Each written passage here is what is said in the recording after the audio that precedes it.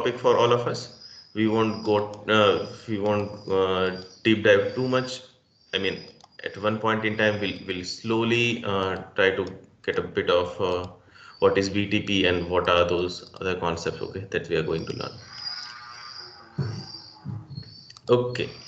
So definitely, I guess we'll have some agenda. That's something we will be going through. But I would like all of us to be on the same page of like what we are going to learn. That's where maybe let's just go through a bit of a breakup of what we are going to learn. So first, we all are over here to learn something called SAP BTP, so-called SAP Business technology platform Okay, so the idea behind this is that earlier maybe SAP used to work in a way that it has a certain set of ERP softwares already pre-built. They are having their inbuilt team in their in-house team who are building their in-house softwares, right, in the form of a ERP, which can help us run all the businesses, be it in any kind of business area, be it manufacturing, chemical industry, life sciences, any kind of business area, wherever ERP solutions are required, SAP is the way forward. Or I can say SAP is the number one leading ERP solution based company. We all know that. Now, as SAP is going in that direction, and their solutions were provided in a way that they were providing their solution, and individual clients were having their own set of their own set of let's just say hardware and infrastructure that they need on their doorstep, or I can say on premise. Rather than that, SAP came up with a one single solution, or I can say one single point of contact where each one can look for what solution they are looking for. That's what we can call it as a SAP BTP. So we are going to get a glimpse of, we are going to explore the functionality of a SAP BTP. Specifically, as a part of a SAP BTP, we are going to learn how so-called cloud concept, okay, so-called cloud technology concept,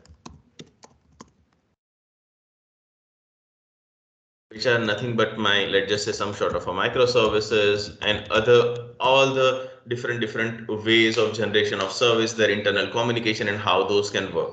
One of those ways is nothing but generating an OData service which is natively developed onto cloud, behave as an internal service, can consume external services, be it an open source service or something, some sort of a service which has been offered by SAP. Those all the capabilities we are going to explore by generating our own set of microservice with a so-called technology called SAP CAP.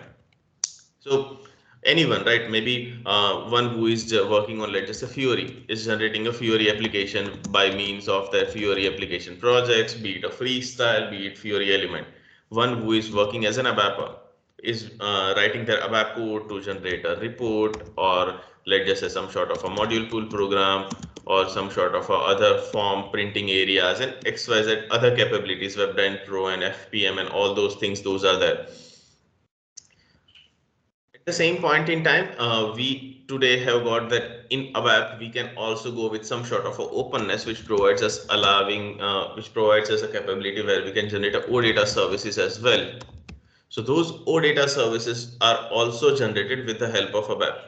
Now all the things, those used to get generated with help of ABAP definitely are very much tied together. When it comes to on-premise system, it becomes easy for an ABAPer to work with those sort of capabilities and explore those areas. When it comes to one-stop solution for SAP BTP, it provides us both the capabilities. It helps us connect to my ABAP environment. That's also one of the plus point I can say. You can connect to your ABAP environment. Mainly what we are going to focus on is the OData service that we are going to talk about is how we can generate those services, how we can generate those microservices. Those can be provided as an API to anyone who want to consume that. How multiple microservices internally as well, if I would like to use it in SAP, how I can consume those, how those microservices can consume the capability of any external services which are being provided, which is nothing but cloud application programming model. This is something we are going to learn in deep. And as a part of which we'll have our different component. So we'll start with some sort of a backend generation. We'll see how a HANA cloud instance can be generated, and how are all the CAPM services can consume this HANA cloud instance. Once all these backend services are generated, how we can have a third party communication to it, be it, let's just say, if I would like to connect to some Azure cloud service, how that can be done. Okay, that's one. Or maybe let's just say, rather than third party communication, I can say, as we are on cloud and all we are talking about is that there used to be something, there used to be some on-premise services. If you would like to also go with that, how we can, okay, if we can, or if you would also like to go with a so-called on-premise connection, I can say cloud to on-premise connection. How we can also do that, which is, I can say, with some sort of a cloud connector concept. So I can say cloud to on-premise connection. If you would like to go with that, how that can also be done, how my CAP service can also consume that. Like we are creating Fiori application with different kind of OData sources. So for example, something which was generated on-premise, but how I can consume my CAP service so that it can help us generate those cloud services. Those how we can consume those cloud service to generate those Fiori application. If you want to go with that, so those all end-to-end Fiori application generation. This is something we are also going to learn. On top of it, when I talk about a SAP CAPM, the main building blocks of it are two main pillars. So CAPM has got two main pillars. Maybe we all would have heard that SAP CAPM comes in a two different flavor. When it comes to technology stack, when it comes to languages, it supports Node.js, it supports Java. So we are going to go on a Node.js stack because it provides us openness. It provides us a way with the help of which I can use the open source libraries which are provided. So on top of Node.js, we are also going to have one more artifact called CDS, Core Data Services. Those who would have worked on CDS would already know by the term what is CDS. Those who would not have worked on that, do not worry, we'll learn it from the basics. And these are a bit different from that above CDS, but much they also have got much similarities. So how those CDS artifact can also be generated. And when it comes to CDS, definitely there comes the CDS annotations as well. So those annotation library which helps us enriching our service in a way that my Fiori services, Fiori applications can be generated with less effort. That's something we are also going to understand. On top of it, which are coming onto this service layer generation, or I can say service generation, the most important thing for any cloud application generation is going to be what? The security part, because this is my service development part, right? Service development part. On top of it, the most important thing is going to be security, because it's not like what it used to look like, right? Earlier, what used to happen is I used to have a service. I can say this is my organization, for example, and here I have got my server room where I have my all the infrastructure, all the hardware, all the RAM, and everything is hosted. So let's just say if I have my IT team who is sitting here over here, then I know my software development which are being done are quite secure, because here is my server room and I do not have a, I mean, no one has a way that they can intrude over here and they can break into my data which are specific to my organization. So these were quite safe. Whereas in terms of a BTP, what we are currently going to understand, or what we are getting over here, is that we are not, let's just say, having those infrastructure with us. Rather, what's happening is we have our server, we have our in-house IT team who is sitting over here. We are using SAP services with the help of BTP, which are being provided in the form of some SAP BTP cloud. right? So when the services that you are using are provided in the form of some sort of a BTP cloud technologies, definitely they are prone to attack. They are prone to some security issues, so that the sensitive data, for example, I'm working on some let's just say important POCs or something which let's just say is my startup idea, or let's just say some sort of a finance relevant transaction which I'm doing, which are quite sensitive, right? So if those things has got a cyber attack or something, definitely my organization would be at risk. So how those security concept can also be let's just say made available in case of a CAPM service, that's something that we are going to learn. Those security concepts are called access UAA. Access UAA is one of a service, or I can say one kind of a service mechanism using which some sort of a user access and authorization concepts. In a term, it's called UAA. Based on underlying architecture, the access keyword is used. So it's nothing but user authentication and authorization. Until and unless a user is not authorized, those users won't be allowed to be part of your, let's just say, user base, and those users won't be able to access any of your services, any of your data, any of the things which are exposed. That's something which is called security concept. This is something we are also going to learn as a pre-step. I can say the moment we develop our first service, we'll see how we can bind a security things to it, which brings us to very important concepts as well. That if I am, let's just say, part of the organization, but I am a field user, then I should only be able to use certain services. If I am, let's just say, a manager, I should be able to use a certain services. If I'm, let's just say, CEO of that company, I should have certain authorization. So those roles and role templates and all those things, how those also come into picture, are also part of your security architecture. Those all the things are something we are going to learn. So this is just a glimpse of a few things that we are going to learn. I am not going into too deep of the topics, but just to give you an idea that we are starting from the place where we know that currently the day when we started, this is how our organization is behaving. We have our organization where we have a dedicated room. Things are working from there because SAP has given us some sort of a binary code. Those ERPs are connected to some sort of an endpoint, and my SAP server room is giving me those things so that my in-house team, or I can say my team who is working on my SAP system, feels as if they are able to use those SAP system, which are thanks to the server room which is running over here, which has got a dedicated basis team handling those, right? We have got a dedicated basis team who is handling those. Now, let's just say I am trying to move from here to here, move from this particular way of working to here, where my IT team, my user, this my IT team I just thought of, but let's just say there can be different user. There can be application developer, there can be application users, different kind of users which can be using those SAP systems. At that point in time, this server room concept will be gone. Rather, a concept will come into picture called BTP cloud.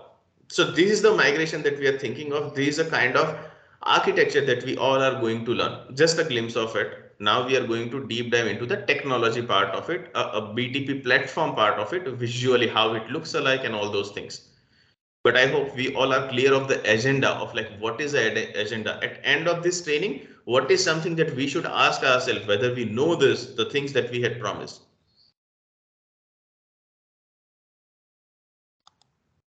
Joseph, I seen you maybe raising your hand. Any doubts, or anyone having any No, doubt I now? just had a small question like what is a microservice as compared to a service?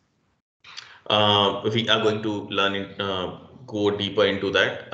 So that will also come into picture. Maybe when we learn the cloud native concept, we'll compare it with a monolith architecture to the microservice concept. We'll go into that. We have it No that in problem. agenda. Thank Okay, yeah, thanks. Okay, seems we are good. Okay, now let's just move forward. So now what we are going to understand right now is all we are talking about this stage is this BTP, right? That we have a BTP who is going to be a single stop solution for us. I can say one stop solution for any of us requirement that we do have. How it looks like. So for that, what we can do is you can simply go over here and just simply say, I would like to open my BTP cockpit. You can simply say cockpit.hana trial. In case you are not on a HANA trial, you can say cockpit.hana.ondemand. It will log in, it will navigate you to the login page of your BTP. I have my account, so I will just directly go over here. But if you do not have an account of a BTP, how you can create that? Simply, you can say how to create, let's just say account on BTP, simple. And you would find very nice steps over here, which is there to help you out on how you can create your account on BTP. Now, maybe the way I like to, let's just say, share the things with other, or maybe I guess my way of sharing the things with other is whenever we are learning, if you get any sort of a standard resources. So for example, definitely there can be certain thing which I can help you out with. But maybe we are in touch for, let's just say, a month or 1.5, and post which we'll be in touch on a WhatsApp group, or maybe I guess on an ad hoc call if needed. But the things are going to get, let's just say, upgraded, right? BTP is working in one way today. The base concepts are going to be same, but they might change their way of interfacing, right? So always try to go with this three things: learning.sap, your help.sap, and developer.sap. These three are very important link when it comes to any new technology offering that's coming. Not only in case of a BTP, but let's just say any new technology evolvement. If you would like to create your BTP trial account, there are quite simple steps. Go into your account.sap and just create your account. That's one. Post which you have to log into your account.hana trial or cockpit.hana trial. Both are same. I can say both are just different way of opening the same page. That's the one. So that's how you ideally do it. Now, when you are in a account.sap, what you will get is you will get an option to register. Here you will pass all your detail. The moment you say acknowledge, it will ultimately send you an activation mail on the mail ID. This will be your mail ID that you will already have, a kind of your Gmail account, or let's just say a Yahoo account, or any email account that you are holding. You can pass it over here. The moment you submit, your account will be created, and then you can navigate either to let's just say account.hana trial, or navigate to cockpit.hana trial as well. That's totally fine. And post which you will get an option to create a trial account automatically. You will just get an pop-up and you will be able to create the trial account. I just ping you this link. Maybe make sure you go through that. I'll just simply put this thing into the chat. That's one. Now, the moment we say we are having an account created, so what mail ID I'll be passing over here? The one which I would have added over here, the one which I would have got activated, right? The moment I have that account over here, I'll just simply go in on a link called cockpit.hana trial, which is nothing but this one, which will ultimately help me navigate to my HANA trial account. The moment I do that, I'll log in over here, and then I'll be in my BTP account, the one which I am looking for.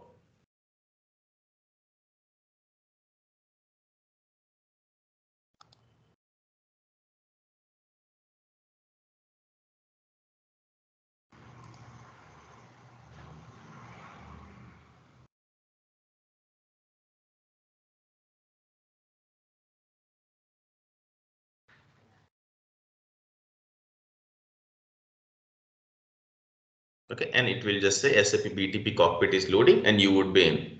And here you would be able to view your all this information. If you are having a real account, definitely you will have an direct entry to your let's just say BTP account that you would have logged in. If you do not have a project account, or I can say account which is a paid one, right? Then you will have a button over here like this called go to your trial account. You'll go into this, the interface of this and the interface of your real project account looks exactly same with certain services differing. Okay, now let's see over here. Here we have got certain concept called global account, called let's just say sub account called directories. Okay, so what we are getting over here is there is something called global account onto the top.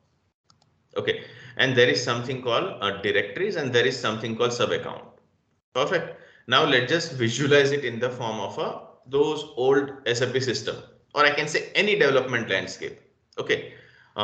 Just bear with me. Few earlier minutes will be on a bit of a theory. I mean, there are reasons why we are going with this theory is because if I directly jump onto the coding part, I mean, it would be much straightforward. But the point is, if you do not know BTP and you know CAPM, it's like you know the technology without knowing it actually, right? So we are going through the base of it, so maybe just try to get a bit of it, because these are the questions that you might encounter when you say to someone, I know BTP, right? Now, in terms of a SAP system, in-house system, when we are talking about, right? I used to have, for example, a SAP system. I have my SAP S4 HANA system, for example, right?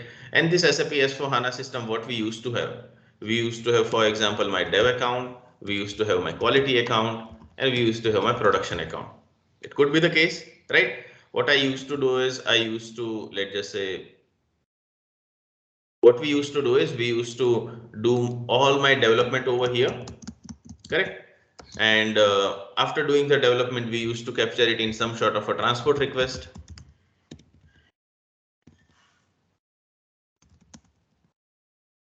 I can say, I'll just in a short form, I'll just say TR, and those TR used to be transferred to my quality and production account over here.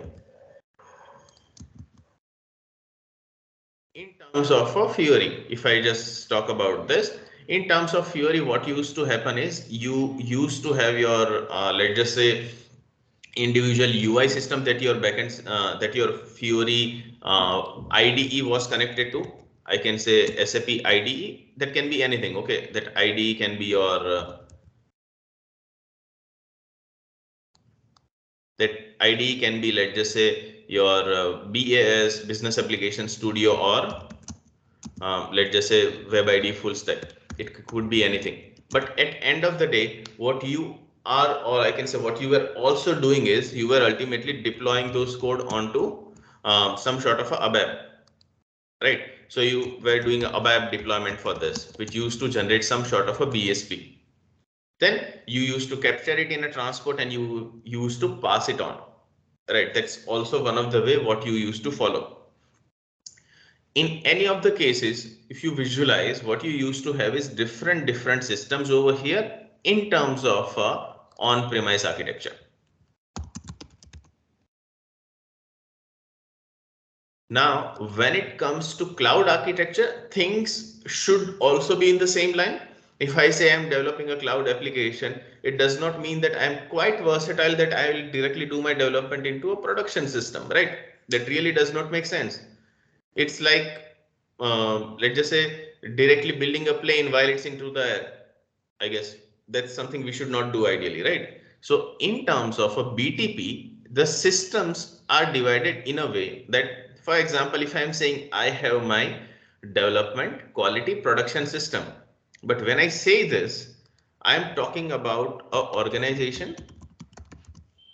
Perfect. For example, I am saying I am part of XYZ organization. I am part of X organization. I'll have my own dev quality production system. If I am part of my, let's just say, organization Y, then I'll have my own set of dev quality production environment different over there.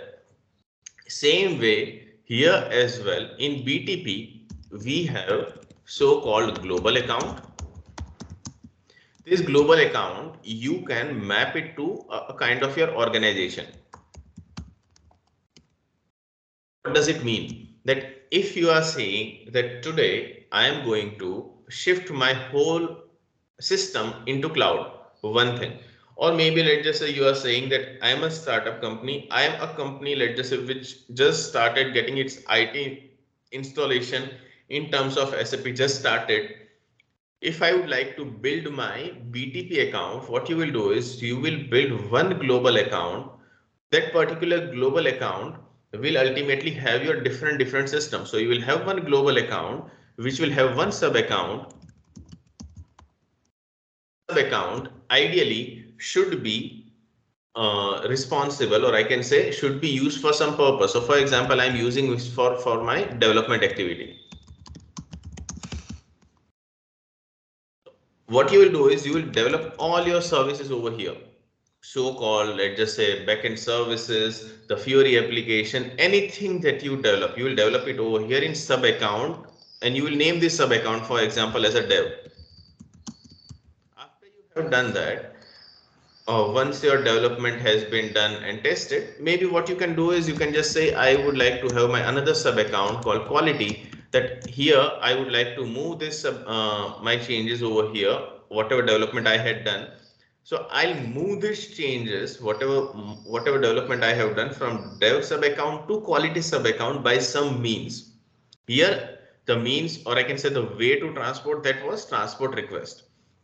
Here we'll see how we can do that. So sub account, dev, quality and production are different layer of the let's just say environment, like we used to have it in a on-premise system. Okay, now this sub account can also be linked in the form of some sort of a directory if you want. So for example, I have a global account, I have a sub account, I have named it as a dev quality production. But let's just say many a time people have sub account queue, and they also have sub account for some sort of a UAT, user acceptance testing. They have sub account for production, and then someone also has a sub account for pre-prod to ensure that okay, the things are not breaking, right? So there can be different landscape, there can be different systems available for different purpose. Then you can link this system, or I can say club those in the form of some directories. So I'll just say I'll just create a directory for QA activity. I'll just create a directory for my live environment. Okay, and this can be one of my directory for my dev activity, could be possible. So this is how your environment, this is how your things can be divided. This is one. Now, if you see, if you just correlate between your on-premise system and the cloud system, you will have a bit of an idea of like how the global account and sub account are linked. Still, the question is open. The server room that used to be there, where it is going? We'll come on to that. Okay, do not worry. So these how your sub account is are going to be divided. Now, if I just go over here, you would see I have a global account. Now I would like to have some sort of a let's just say development account over here. So what I'll do is I'll say this is my account. I am going to use this for my development activity. So for example, let me just call it as my dev, or I can say cloud dev uh, activity. I'll just save this. So whenever you are let's just say logging into this, you know that this particular global account that I do have, maybe as its trial, you will see its name is quite random. When you are having in an organization, you will ideally name your global account with your organization's name. Then you will have your sub account. Once we have done the development over here, we are going to shift this development from one landscape to another by different means of deployments.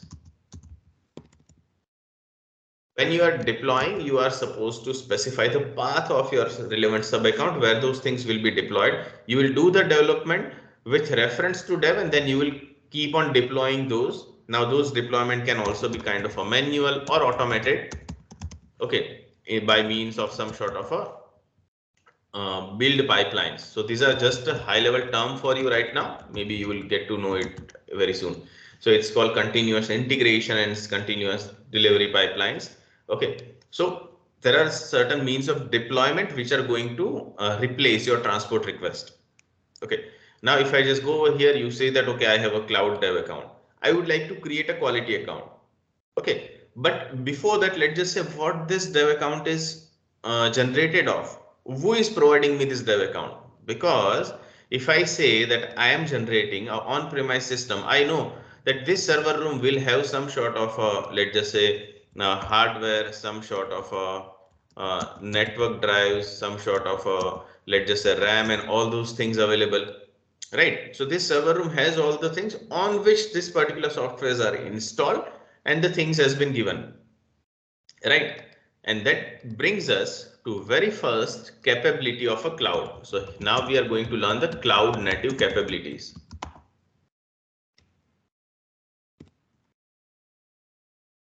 So this cloud native capabilities that we are going to talk about is quite evident, or I can say the things that you would have heard of. Okay, so that's something we are just going to understand, that if I say I have a on-premise system, the things has been kind of a let's just say purchased, or I can say procured by the person or the organization who want to have this thing. But in case I am saying that no, this is not how I would like to do that. I do not want to focus on the maintenance of my this particular hardware, network, RAM, any sort of operating system patch fixes, any new upgrades. I do not want to worry about that. I just want to focus on my business. In case I am required to have some IT systems for that, I'll just focus on those applications development. I do not want to focus on those other things which does not necessarily add any value to my business, right? And that's where BTP is saying that okay, if you have that, we are giving you some capability which you can have as a service. So you would have heard something as a service. This X is nothing. You can consider it as a something as a service. Consider a scenario. I would like to go from, let's just say, Mumbai to Delhi. Okay. Definitely, there are different ways, or I can say different routes I can take. But just take an example. This is just one time I would like to go from Mumbai to Delhi. I don't have a car, right? So there are different options. I don't have a car, so either I have an option saying I can buy a car. But if I buy a car, I have to go on all this RTO procedure. I have to pay for it. I have to get a loan, or I might have to it's a compromise on the saving that I would have done for something else, and I have to buy a car immediately because I just want to go from Mumbai to Delhi. Another option is I can take out my mobile. I can just go for someone who is providing this service. I can say who is providing a car as a service, who is providing me a very nice, neat and clean service car which I can use. I also will get a driver on top of it. That particular person will just drive the car from Mumbai to Delhi and I'll reach over there.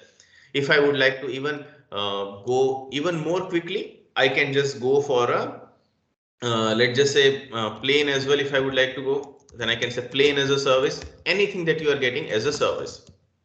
That's one example, that if I would like to go from one place to another, either I buy it. That buy it is called your on-premise solution. That if I would like to establish my own set of IT infrastructure, either I establish that by default by paying for it and by owning it for lifetime. Even though I reach Delhi, I cannot get rid of it until I do not sell it, right? I'll have to live with it and I can use it for my other purposes. That's a kind of additional advantage that I get. But at the same point in time, if I'm now in Delhi for, let's just say, 1 year for some work, and I do not I am getting let's just say extra facilities by my organization or for the work whichever I would have gone for, this particular resource which I just acquired are depreciating, it's not adding any value. Then rather than doing that, I can just book a car. Rather than spending, let's just say, 15 lakhs onto that, I can just pay 15,000 and I'm done, right? I'll be able to get rid of it easily. Another thing is, let's just say you would like to watch some video, or like I can say watch some web series. Will you, let's just say, uh, prepare, or I can say prepare a story, enact it, or let's just say get someone to act for it and maybe then prepare it, or you will just say, okay, which OTT platforms are there which are providing me those things? So those are also nothing but some sort of a service provider. They are also some sort of a service provider which are providing you service, right? And these services are something that you are either subscribing for, or you are just getting an instance of it. Okay, so this is what cloud services are also sold in terms of, okay, let's just go through this XaaS, what it is, and then maybe we'll be able to get more idea of it. Like when it comes to cloud services, what is this subscription model? What is an instance model? Okay, we are going to reach, I guess, on that particular discussion as well very soon. Okay, yeah, maybe Josefa, Toshit, maybe we'll take your question. Maybe I guess once we have just idea of what is something as a service, then maybe we'll take a question. Okay. Now, when we say something as a service, just consider that I have a environment which I would like to build. What I can do is I can say, hey, can someone provide me infrastructure?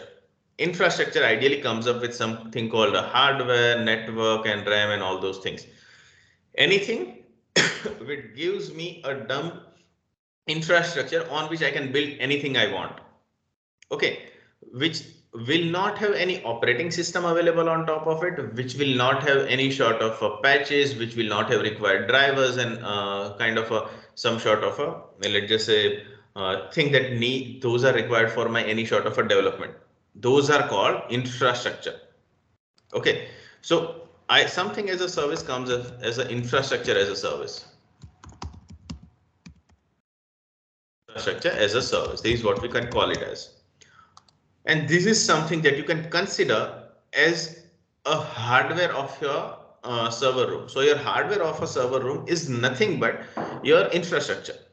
Rather than you paying, let's just say, lakhs and let's just say millions for that, if you can say that, okay, I would like to have this server hosted, or I can say made me available by someone, and I'll just pay them an amount per year, per month, whatever has been agreed upon. Then it's called infrastructure as a service, where as a part of it, you ideally get some hardwares, which are also not a physical hardware. Okay, which are also not a physical hardware. Those are also available somewhere. Okay, we'll discuss where that somewhere is.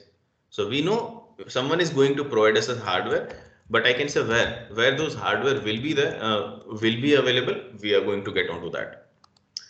On top of it, when we say infrastructure as a service, on this infrastructure, I know that as a person, I am going to do the development for my SAP system. So I want a let's just say service which can help me directly deep dive and start my development, which is specific to my SAP technology.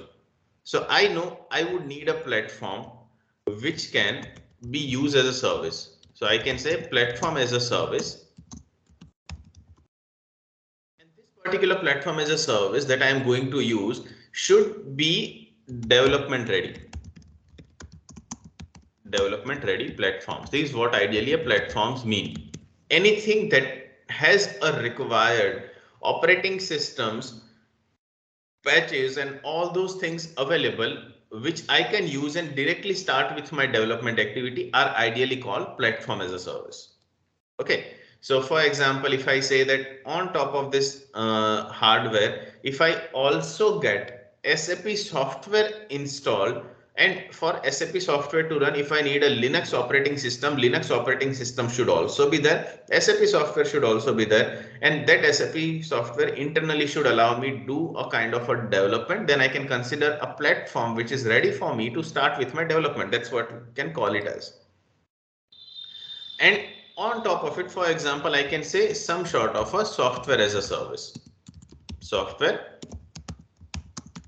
as a service. So if I also get some sort of a software as a service. So for example, after doing all this, let's just say subscription activity, after paying for it, if I can directly go ahead and create my purchase order, create a purchase order without my developer doing any sort of activity, then I can call it as a software as a service.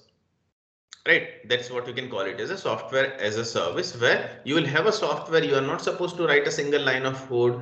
You can hand it over to your end user directly, and they can start using it for their business processes rather than a developer doing any sort of a development, because it's a pre-built software. Okay, so these are something called cloud services which are provided Now, when it comes to a subscription and instance model, it's like this.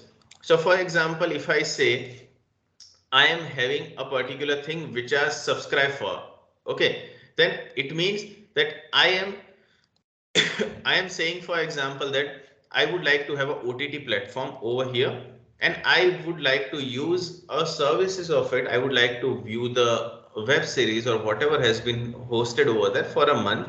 Then I am subscribing for those services for a month for unlimited instances. I can say when I say subscription, it would be for some duration for unlimited instances. But when I say I would like to go from one place to another, I am saying that I would like just one instance. The moment I reach from Mumbai to Delhi, that particular service instance that I have subscribed for is gone. I have paid my 50,000, I am gone. Now, if I would like to go back from Delhi to Mumbai, I have to again get a new instance for that. That's what we can call it as an instance base. Rather, if I would have subscribed for saying, hey, can I have that car for let's just say 3 days? In that 3 days, wherever I go is not a headache of the service provider. All those services that service can provide. For example, car can provide me a service of taking me from one place to another. I can opt for it. That's what you can call it as a subscription model. You would have known that in many a subscription model. For example, take an example of a OTT platform. When you say you have an exam, when you have a let's just say uh, subscription for an OTT platform, many a time you get let's just say few default services in that default subscription. On top of it, there can be certain this particular thing I can say come as a package. On top of it, let's just say there are certain service that I would also have I would like to use, but those are coming at an extra cost. Then I have to pay for it. Okay, so those additional top up I also would have to add, and those top up things are also applicable when it comes to BTP. When anyone purchase a BTP license, they ideally get a default infrastructure hosted at some place. You will get a platform where you can which you can use for your applications development, and you will get some software. This will come as a package, but there can be additional services as well which may not be part of the package. You have to use those services, you have to get those services by paying something extra for that. Okay, you would have heard of that model pay as you go. Okay, the pay as you go model ideally says that the moment you get a service, the one which are of a package, those which are coming as a package, you will get them directly, but the one which you are not part of that package, you have to pay something extra for that. The moment you pay extra, you can use that. Okay, that's how all this service model ideally works. And when it comes to this particular question, saying if I have a server room over here in BTP where those exist, okay, let's just think of some, let's just say, I'll just simply say, okay, so let's just say I have a requirement of having an infrastructure. I have a requirement of having a platform. Someone would be there, right? So consider that there is a big world over here. Maybe definitely a world is not a square or rectangle, but I'm just depicting it in a square as a rectangle so that you can get an idea of it.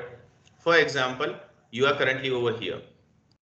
Okay, and let's just say one country is over here, another country is over here, another one is over here, another one is over here.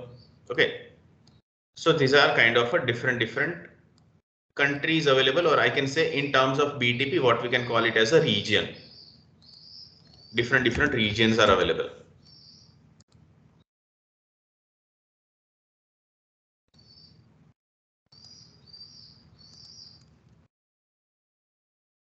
Okay. Now this particular regions which are available. So here I want to use some service. I would like to use some service. Think it from a direction saying I would like to order some pizza. Okay, I am over here. I would like to order a pizza. These all are different outlets. Now if I would like to order a pizza, which all these particular persons are giving, for example, consider this one pizza provider, and this one pizza provider, I can say P1, is also having an outlet over here.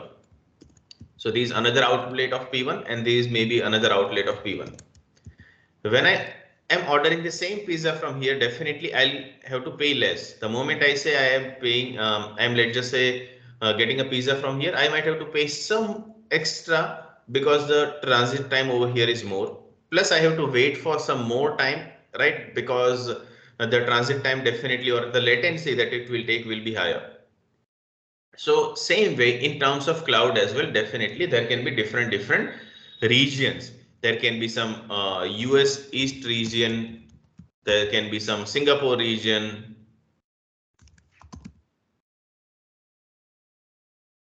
Okay, so you can name saying, okay, this is my US East region, this is also my US East, sorry, this is my US East region, this is my Singapore region, this is my Europe region, for example. Definitely region will be unique, right?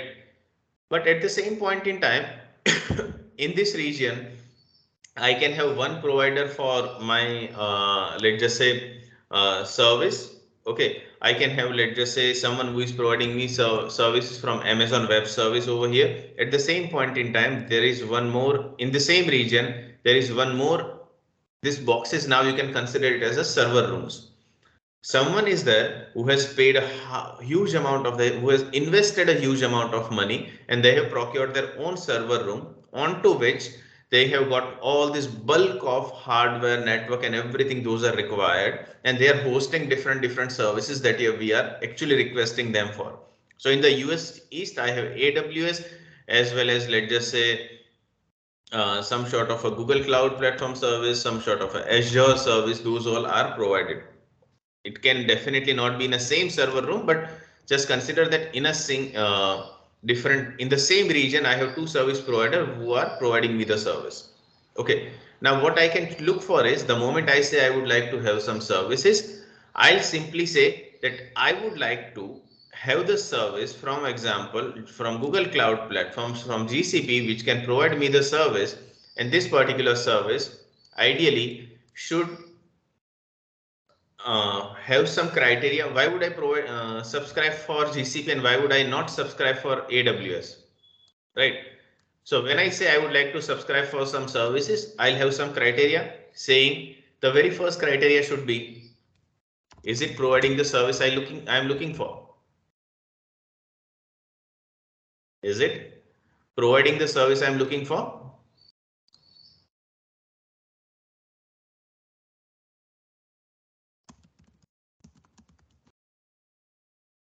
Right. Second, if I have decided that I would like to go with Google Cloud Platform only, it's providing me the service. Second thing will be how far it is, because I have to know that, okay, the network latency definitely these days, because of the technology involvement, they are quite lower side. But still, what will be the latency? The moment I send the request, how soon I can get the response? Uh, Third one is, how much will it cost, right? This all the thing ideally matters when you are subscribing for something. Now let's just go back over here and see, there is a sub account. The provider of it was Amazon Web Service. It means Amazon Web Service has hosted its server room somewhere on the US East region. They are providing us the service. When I say what all service they can provide, so if I just go inside the particular sub account that I would have created, I'll see, okay, what all services they can provide me. So here there will be service marketplace where they will be showing me what all services I can opt for. For some artificial intelligence, I'll have some services, and I'll have it in different area. I'll have some AI, some development, some data analytics, some integration. Those all services will be there. Okay, so are those services sufficient enough for me to run my business? Is this what I am looking for? And what are the charges that they are asking me to pay? Those are the things that can come into picture. While I'm creating a sub account, I can look for all this thing. I can create a, so what I did is I just click on create, and I am creating a sub account. You will give a name. For example, I would like to create a sub account called Q, And here the region, will I choose AWS? Will I choose Microsoft Azure? AWS is having a server room hosted in US East. Microsoft Azure is having their server room hosted in Singapore. Okay. Plus they might provide me different set of services. Plus there is a trial account. So here the sub account list, or I can say this list will be quite lower. In the real account where you are actually going to pay it, it will be a huge list. Even one particular provider will have their server room available in different regions. So you can also choose from them as well that which one is the most nearest to you. Okay, this is the main idea. This is a concept of what is a sub account creation, and when you are creating a sub account, what all things you should ideally consider, and how this thing is going to replace my on-premise server room and how it is going to be hosted on my BTP cloud technology platform. This is the main idea. Now, maybe I guess we'll just take a minute of break and maybe we are open for any questions if you guys do have. Yeah, maybe you can unmute. Yeah, hi Sumit, Toshit. Yeah, hi I have a Toshit. question like now you have said that this is a trial account for BTP, right? Correct, yeah. So for how much period it will be a trial account, and later do we need to pay for it, or it will for a longer period it will be it will be free? So look, for a learning perspective, it's good we can go with a trial account. While you are subscribing, while you are creating, you will ideally get a 30 days of period, but your travel account will keep on extending for 90 days. For example, if I'm using it, but let's just say I'm also coming back tomorrow, I'm also coming back tomorrow. So if the BTP is doing having some analytical activity as well, you see usage analytics. So if it Mhm. figured out you are a frequent user, it will automatically extend your subscription for next 90 days. Okay, and post which what you can do is your subscription or your trial account will end. In case it ends, there are certain options. Either you can still say extend my trial period, and that option is available for 1 year. So you can have one trial account for at least a year. Your single subscription will be extended up to 90 days, but once it has ended, you will ideally get two buttons: either extend your trial account or delete your trial account. If you say delete your trial account, you will again be able to set up the way you would have set up it for the very first time. All the development that you would have done would be gone, but again still you will be able to use that platform for your learning perspective. But if you have, let's just say, some services that you have already developed and you would like to continue working on that, then you will also get a button saying extended.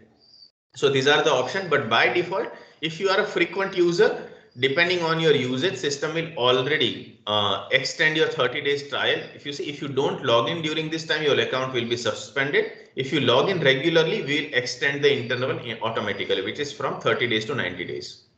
Okay. Okay, okay. And once we assign to a project, so project will give us this account, right? Yeah, if you are assigned to a project, then in that case, you should not use a trial account. Your project will pay, or I can say they'll subscribe for a BTP account. The moment they subscribe for a BTP account, what they'll get is a BTP admin account. In that BTP admin account, your admin person will set up individual users over here, and the users, those they are setting it up, those users will be able to use over here. So if you see currently because I created my trial account, I am admin, right, for this. So definitely I am Hmm. also one of the user. Tomorrow, if I would like to create a user, for example, over here, I'll be able to create a user if I have got the required quota for that. Okay, so your organization will create an account and will give it to you. Okay, and some kind of roles assigned to us in this means like the Yeah, authorizations. yeah, exactly. So if I just open this here, you would say that currently I have assigned multiple roles. So I am business application studio development. This sub account admin is something that I am also over here. This all the things can be assigned in the form of a role collection over here. So if you don't have any role assigned, so for example, if I just simply say I don't have this role assigned over here, then you will, the moment someone create a user for the very first time, this role collection will be empty, and this role collection ideally contains individual roles, and your admin person will be able to assign you this role depending on your activity. For example, whether you are an end user, so you will get a sub account to viewer. If you are just a person who is going to do the development activity, you will get a developer access of a business application studio, because that's the SDK that you are going to use. So your admin person will assign you the role. These are standard roles. On top of it, using certain service generation will also create a custom roles, and those roles will also be assigned so that your organizational authorization activity can also be controlled. So ideally the hierarchy says that you will have a role, multiple roles can be clubbed into a role collection, and those collections are assigned. So you know that in ABAP, what we can call it as an authorization Authorization object, object, correct. and it combined in the term of a PFCG role, and those roles are assigned. Same way, here it's a role, which is, you can map it to your authorization object. Role collection is nothing but your PFCG role, and those are finally assigned to your users. That's how it works. Okay. Okay, okay, okay. Thank you. Thanks. Yeah. Yeah, maybe I guess we are getting more questions. Yeah, maybe we can go one by one.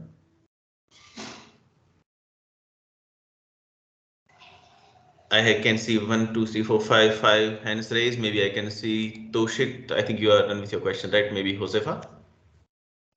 Yeah, Sumit, there is this trial account. I am also aware of that we can open a normal account with a free tier. So have you done that? And because I've never done that. Yeah, Uh, we have done that. We'll discuss that, I guess, in a subsequent sessions. So the idea is that you can have an account into which you will be able to use your free services. But if you are going, you will have an option of subscribing for something for which you might end up paying. So it's a okay. kind of an account which is called pay as you go account.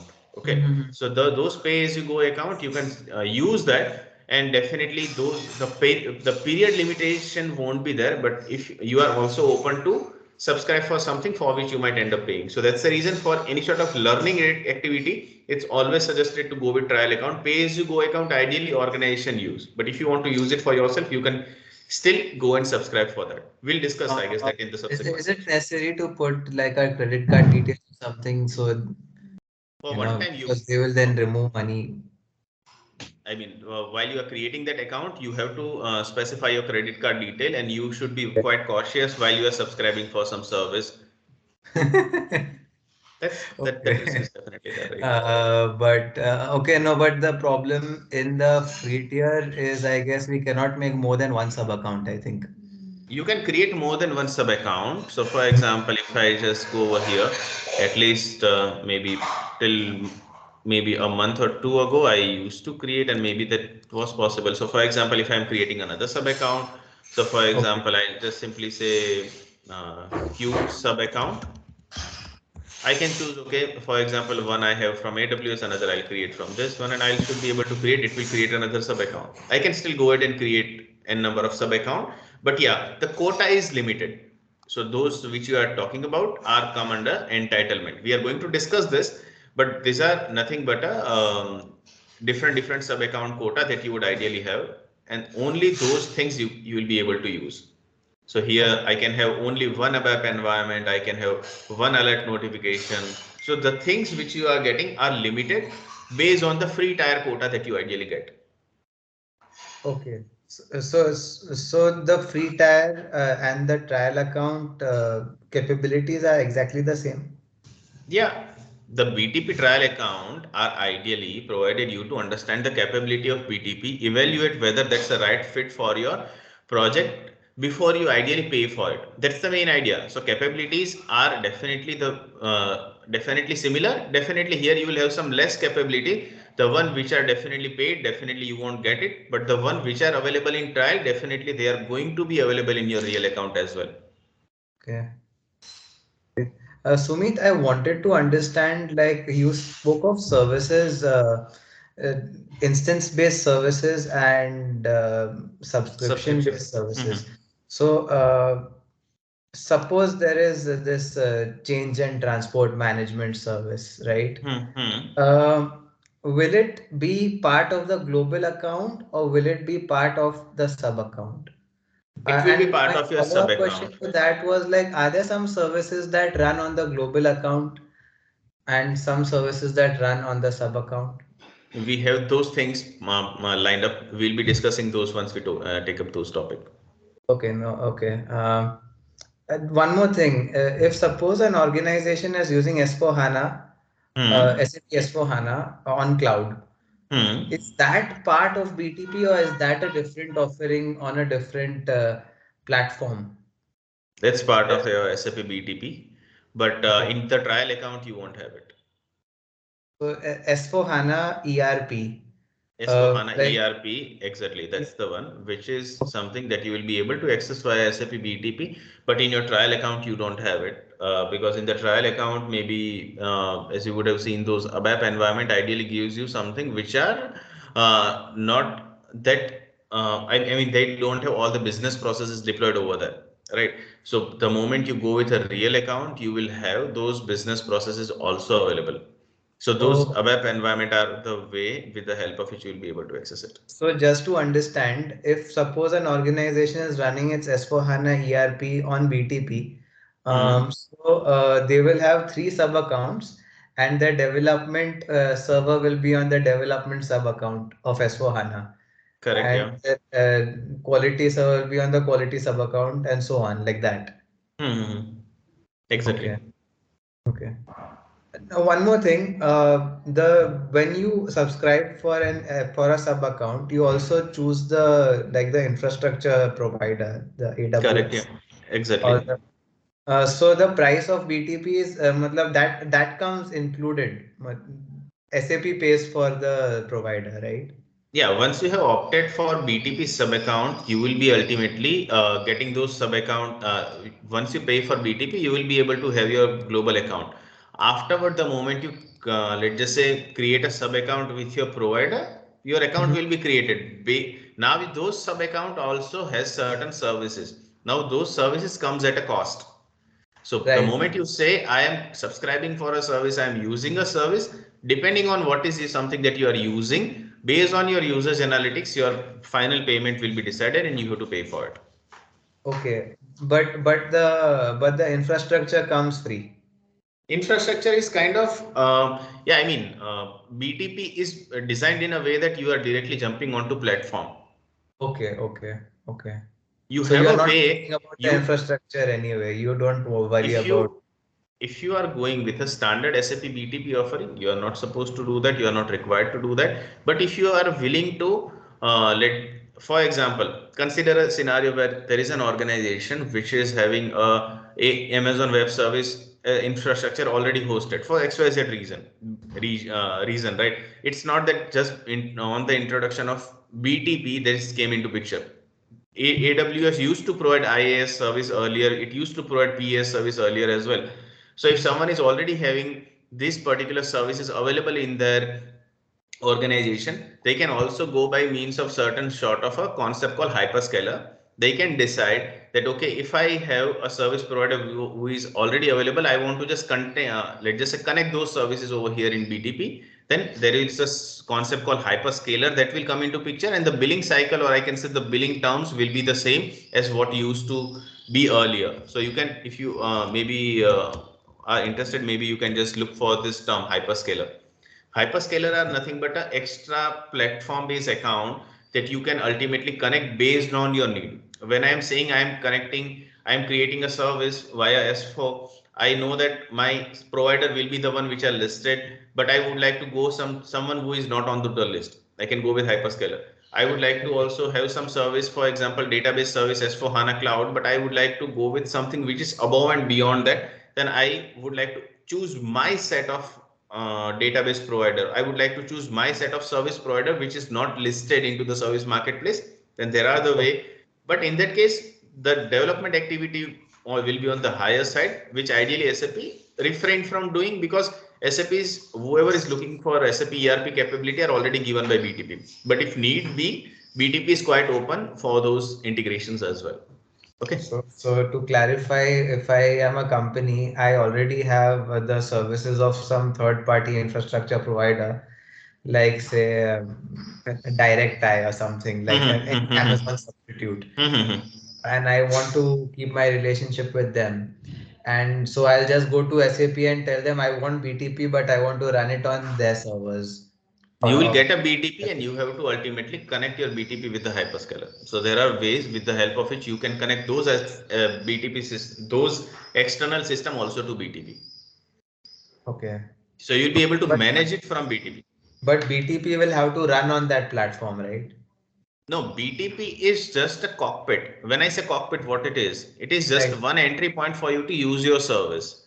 You will be able to navigate and ultimately you would be able to manage your services from there. So BTP is designed in a way that all those third party integration can also be done in a way that you will feel as if you are using in the BTP itself. Okay. Okay. Look for hyperscaler, look into the detail of it, maybe you will be able to get a more idea on that. Okay. Okay. Yeah. Okay. Thanks. Okay, maybe I guess let's just go quickly to the next one. Maybe Gitanjali. Yeah, Sumit. So actually, I'm a little bit confused. So I want to go more on the basic. Mm-hmm. Suppose a client earlier the client has moved from a simple SAP ERP system, ECC system to S4 HANA systems. Okay, Mm-hmm. and now these cloud concepts are coming. So if the Mm-hmm. client has already moved to S4 these HANA systems and they have migrated, they have done all the custom codes Mm-hmm. Okay. related to that, and now why they will move to they will use the cloud and how it will change the way they have set up their HANA systems and Not needed. That's not okay. needed. Yeah, I understood what you're coming, what your question is. So you are saying that, okay, if I already do have my business solutions, I have created n number of development. Why would I just one day stop all those development activity and start again redo all the things that I have done on my on-premise? Not Yes. needed. But in Mhm. case of a SAP BTP, it also comes up with a concept. Let me just see if I can have that screenshot. One sec, I'll have it somewhere. Not this one, maybe. Mm, just a second. This one. Yeah, yeah. So here, this is the one which ideally answers your question. So BTP ideally provides you the capability. These are infrastructure of BTP looks alike. So you are having a BTP account, you have a sub account. Within the sub account, you have your applications and everything. But you are talking about that I have an on-premise system. Why would I sometime just stop this using and just start doing a new application development? Not needed. Yeah. There is something called Cloud Connector. That's something I also mentioned into the agenda of our sessions. What we'll do is, if there are certain services which are also running on BTP, which are also running on on-premise, sorry, and I would like to have them available onto my BTP, I'll go by the means of a cloud connector. This cloud connector will connect those services and expose those into the BTP. So tomorrow, let's just say if I would like to consume those services for either Fiori application generation, or even if I'm developing an application which needs the data which is required to connect to the service which is required to invoke the service that you have already developed, I can directly connect those services via the application which I'm developing on cloud. So your BTP and on-premise can communicate by the means of those cloud connectors and destination. And that's something that we do have on our agenda. Maybe you would have seen this, right? Cloud to on-premise connection. This is what it means. So your on-premise system, your SAP ERP S4 HANA system used to work the way they are. On top of it, the native application that you are developing for cloud, you will go with SAP CAPM, which has got the capability to connect to that. For that, we are going to use this, I can say, here you see the connectivity part. Currently, you would see that the cloud connector over here is not connected, but we'll see how we can connect this, and it will connect to your destination, which is nothing but your end service, and we'll be able to consume this. So we are going to discuss, and we are going to practically see how we are able to connect the on-premise system which exists. So they'll continue to exist. On top of it, my new development, if I would like to continue using BTP for my fresh development. The one which requires on-premise data or on-premise development, I can still continue using that. Okay, that's possible. Okay. Okay, thanks. Thank you. Okay, thanks. Quickly, Anil. Yeah. So it's nearby the same regarding the S4 HANA because right Mm-hmm. now we are using AWS Cloud Mm-hmm. on as on premise. We have set up there. I mean the network person set up there all the SAP S4 HANA. And I asked the same question like why we are not moving SAP BTP because right now we decided to move AWS to Azure due to some reason services Okay. reasons. So the question was like why we are not moving the BTP cloud. So the answer was like it is not available. So that's why I was also like Exactly. curious like so is it possible to move S4 HANA into BTP cloud like rather than going to this AWS or Azure option So separately? So if you are having a S4 HANA system, which is an on-premise one, definitely you can go ahead and connect those to the BTP platform and you can continue to use those. The only disadvantage in that particular case is you have to maintain both the things. Yeah, that's Yeah, what I wanted to, Exactly. sorry to no, interrupt you. but in this The case, wanted to client has move. to pay for both, right? Then Yeah, on-premise. in that case, the client has to continue using their on-premise because that's not a migration, that's a connection. That's the thing. So if you are already having that, then you're look, there are two things. I'll just go over here. Yeah, here is right. Now there are two ways to do that.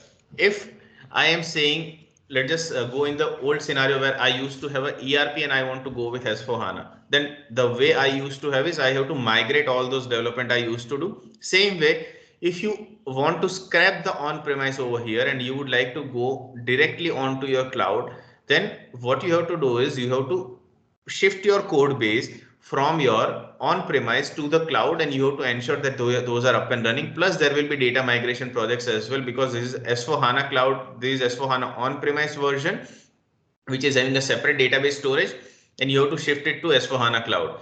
But if your procured environment over here is available, that certain services are there, because in a big organization, what ideally will be the case, they'll not have only one IT system. They'll have multiple IT system. Their on-premise system is something that they ideally use because they want a data security. Many a time people also do that. So in that case, your system will connect over here with the cloud connector, and they'll be able to dump the data. They'll be able to do all the operation on their on-premise system as well. So these services will continue running. The advantage is that they are not required to do a double maintenance for that. But the disadvantage is that definitely they have to continue maintaining this, plus they have to go with a BTP. So definitely the costing might increase for sure. And directly, I mean, if they wanted to stop the AWS and Azure and just wanted to go with BTP, so S4 HANA is possible in the BTP. Yeah, so it's possible S4 HANA cloud instance will be usable, and in that case, those migration activity first, your Okay. application migration and DB migration, those projects will come into picture for sure. Yeah, So right what now in might current be, situation, it's a complete new project, so that is why that Exactly. I'm Yeah. question. Yeah, yeah. Yeah. So Yeah. directly Yeah. they can go with the okay. So any blog, anything, I mean, it's directly available, right? I mean, just for verification, because it's not available in the trial account. That's why maybe it's creating a confusion, like it is possible or not. So No, no, it's possible. I'll look for some blogs if you can find, and maybe I'll sure, share it with you. But in the sure, real account, the S4HANA ERP is available. Whereas got it. if you are willing to continue with your on-premise, then this is also available in trial. But maybe in your case, as you are be willing to shift your infrastructure altogether, you might Yes, need a proper migration itself. got it. Okay, okay. Thanks. so what they might be looking at is SAP S4 HANA private cloud, right? Exactly. Yeah, that's what they're looking for. Yeah. And Yes. that I guess can be hosted on BTP. Exactly. Yes. So S/4HANA private cloud is a one flavor of your on-premise you can think of. It's not you who is having a server room. Someone is having a server room on your behalf. That's what I can call it as. That would solve that issue.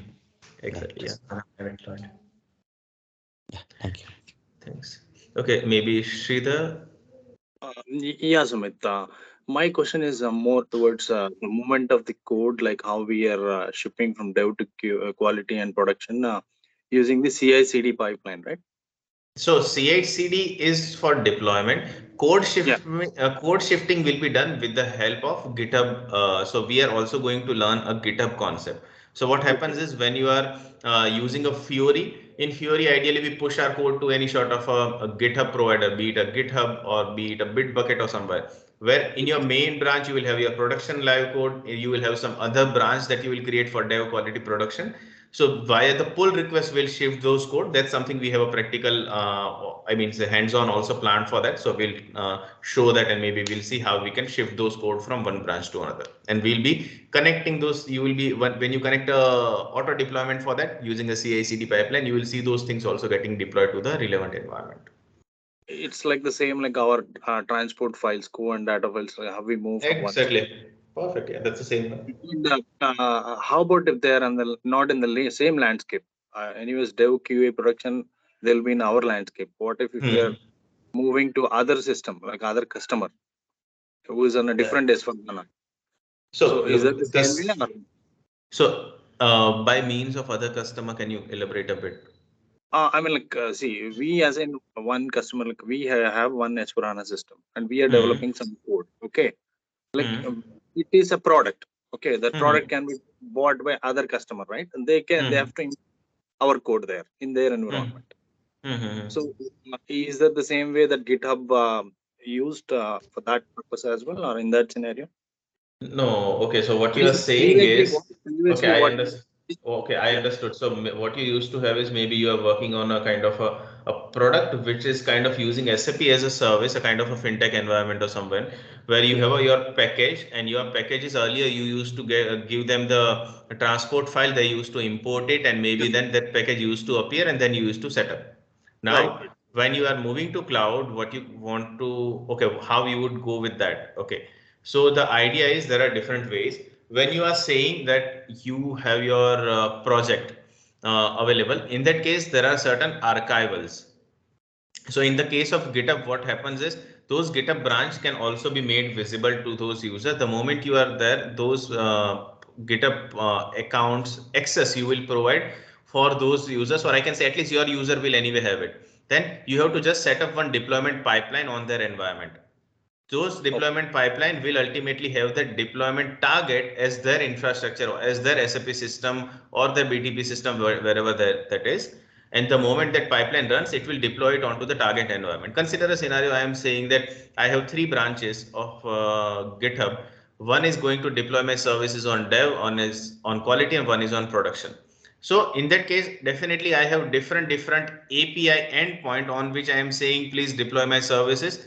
I'll have my different sub accounts. Same way, in that case, you will just set up their CI/CD pipeline, and you will say, can you please set up, can you please deploy this on their sub account? The moment you do that, your code will be deployed on their sub account, and it will be available over here as a service instance, and you will be able to use it. So okay, this sub account ideally plays a big role over here. So any account over here, this API endpoint is nothing but your service provider. If you see these for US 10, Singapore will have a different one. But how I can uniquely identify this sub account? So this sub account over here is a unique ID. For your sub account, this will be different. In case you are deploying on their sub account, this sub account will be a different ID. The moment you deploy it over here, those service instance will start appearing over here in the service instances, and then definitely you can use it based on your business requirement. okay. It's anyways through GitHub only, right? I mean, GitHub and CI/CD. GitHub GitHub. and I can say Jenkins or Azure build pipeline. Any build pipeline, be it a CI/CD. CI/CD is a generic term. Now Yeah, SAP come with a CI/CD, and now those CI/CD can be either a Jenkins pipeline or they can be Azure build pipeline or different build pipelines are these days available. But your code source code base will be available in Azure, so you are not supposed to import it the way you used to do in case of on-premise system. yeah. So can we do these all in our trial accounts? In a trial account, you can deploy the things using CI/CD. That's doable, and in GitHub as well, we can do that. I mean, those things are easy to link when it comes to your trial account. Those are doable here. I mean, you'll be covering these, right? We have a part to cover when it comes to GitHub. In case of CI/CD, we do not have it planned. I can say it's not part of our course agenda, but we'll see if we can have a short chunk of it maybe planned. I'll see maybe during the session if we can have it sometime. Currently, as a part of our agenda, we have our GitHub movement plan. So we'll have a detailed idea of what is GitHub, how we can do those code movement from one environment to another. Those all things will be covered. We are going with a manual deployment. Automatic deployment is something which is not part of our course curriculum, but we'll see if time permits, maybe we'll try to show you a bit of it. Sure. If you have any blog or a reference, please share with me. Yeah, That sure. would We'll be have. really good. Yeah, Yeah, right. definitely. Yeah. Thank you. Okay, maybe I guess we'll go with one more. As actually as part of a screening process for a company, I was asked questions about deploying means movement transport requests from one sub account to another. Mm-hmm. So it is. I think it's an important part of Def- knowing BTP. yeah, definitely. Those things are kind of more of the offering, but the course that we have ultimately procured over here is you'll get an idea of what is a BTP certain services. Plus our main things is that as a developer, we should be knowing how we can develop the service. So that's the reason we have named the course as SAP BTP CAP. We want to understand how the CAP services can be developed. Okay, so those are the thing. We'll see if we can get a bit glimpse of a CI/CD, and I'll definitely share something which I as soon as I find it. Okay, Krishnakant, maybe you have something? Yeah, Sumit, I have a question. Through Mhm. OData, we can develop like freestyle Wi-Fi, right? And Yeah, okay. and through annotations, we can develop like CDS view, right? So in Uh, CAPM, like, through mhm. CAPM services, we can develop like freestyle Wi-Fi and CDS both, or You can develop both. Yeah. So look, the idea is that when I say I would like to develop some application, okay, now that's the next step that we are going to go towards some sort of a hands-on activity, or I can say initial some chunk of a CAP service is something that we are planning to develop.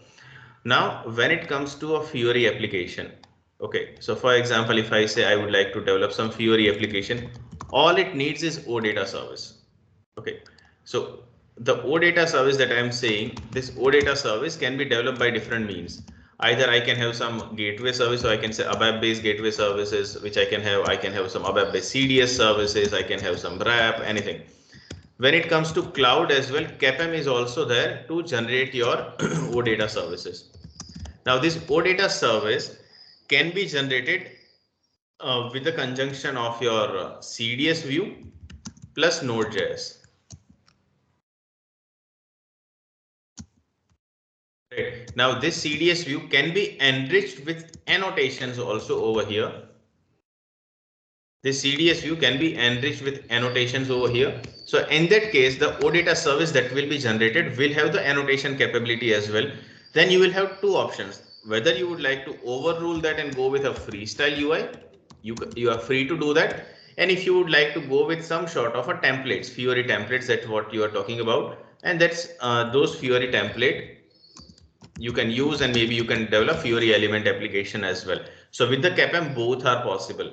CAPM's purpose is to generate a OData service. Now, how you use it totally depends on your use case. If you would like to go with Fiori element, CDS of CAP is also capable of adding those annotations. So on your UI side, your development effort will be reduced. That's quite possible, and we are going to cover that. Yeah, okay. So like we can do like CRUD operation, everything, right?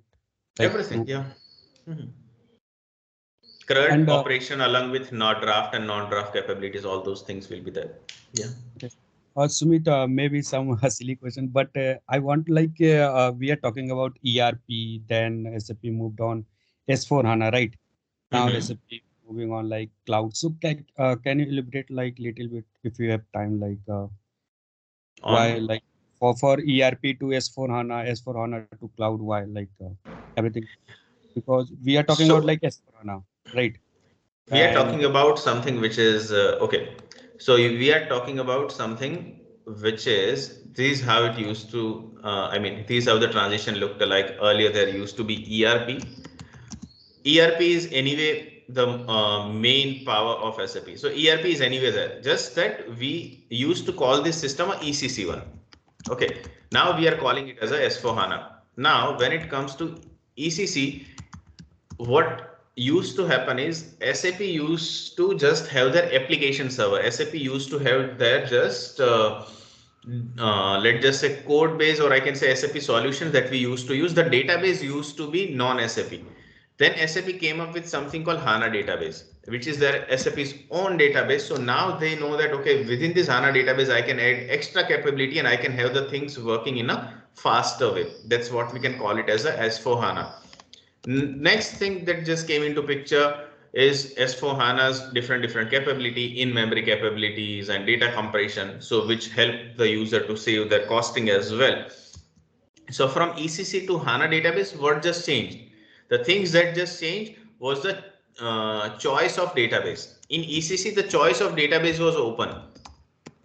Choice of DB was open, but the performance was a bit slow because DB was not in control of SAP. It used to be Oracle, Sybase, anything that anyone would like to have, they used to choose that. In case of HANA, now the DB is also in, database is also in a control of S4 SAP. So now they can optimize the performance. The things can be more streamlined. Okay, that's the main idea. Okay, and that's how this S4 HANA came into picture. Now they are moving to cloud, that no one has to procure those database on their premise. Rather, the things can be work as an instance onto the cloud and people can use it. That's how we are moving to S4 HANA cloud. These are all the transition which are happening. It's all earlier, this transition which was there was for DB transition, which is, I can say, S4 HANA DB was changed from an open DB to a HANA DB. But when it comes to a HANA to HANA cloud, the way those databases were hosted just changed. Earlier it used to be on premise. Now they are providing us the hosting services. We are just supposed to use that. These is the transition. Earlier transition was different. This transition is different, but both are there to as the usage of the user. That's the main idea. Okay. Okay. Okay, now maybe I guess it's already 10:37. As its first day, maybe I guess there are a few more things. I can say some theoretical thing, but I would say we would go into the details of individual components of BTP.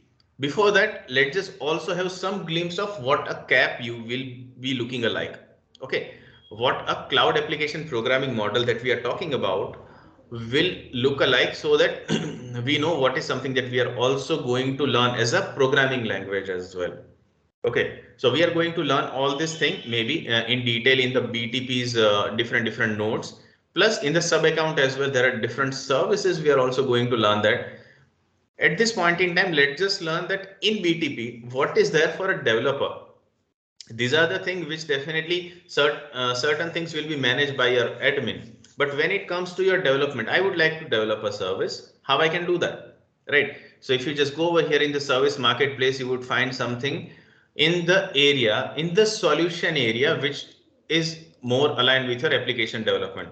Now, application can be developed in the form of a ABAP environment, mainly your rep service development, or all your ABAP based, I can say S4 HANA service, your SAP HANA services will be done in your ABAP environment. If you are willing to develop your application using your build, you will go with a build. You will also be able to do the process automation. When it comes to your CAP, our primary tool for development will be SAP Business Application Studio. Now this tool, or I can say this SDK, is also being used for your Fury development. Okay, so you'll be able to create an instance for that. As we know that by default you create a trial account, you will get SAP Business Application Studio subscription by default. So you, as the quota also says that you will have one, you will directly see that the subscription of SAP Business Application Studio is automatically available. You are not supposed to do anything specific for that. The moment you click on that,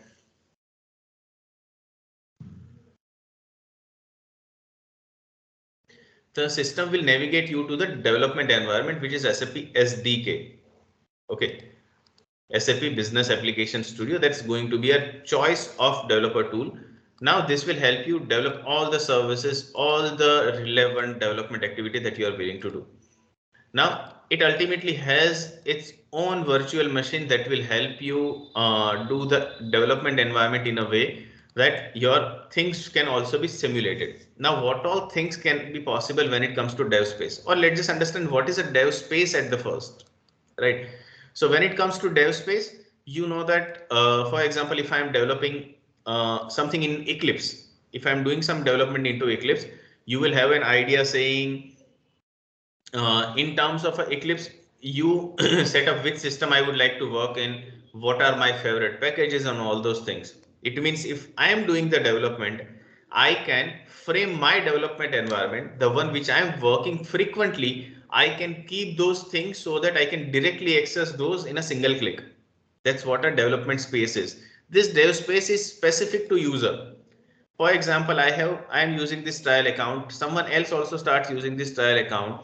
Okay, but if I am a user, okay, and I have created my dev space, that would be specific to me.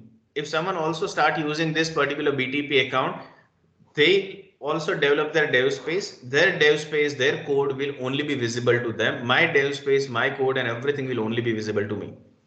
Now, depending on your use case, you will choose what kind of dev space you would like to create. For Fiori development, you ideally go with a Fiori, where you will directly get the extensions which are required for Fiori, freestyle or Fiori element based, everything.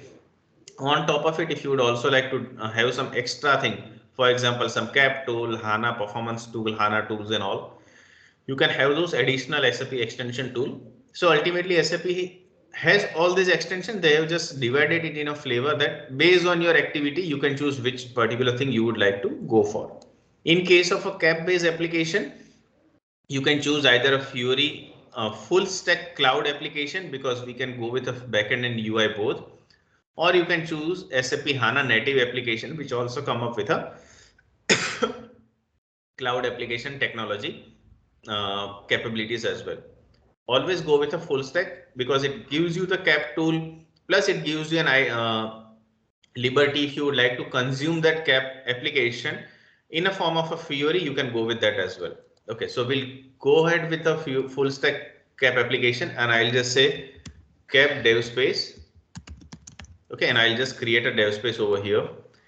In a trial account, at max, you can have 2 dev space and you will have only 1 dev space working.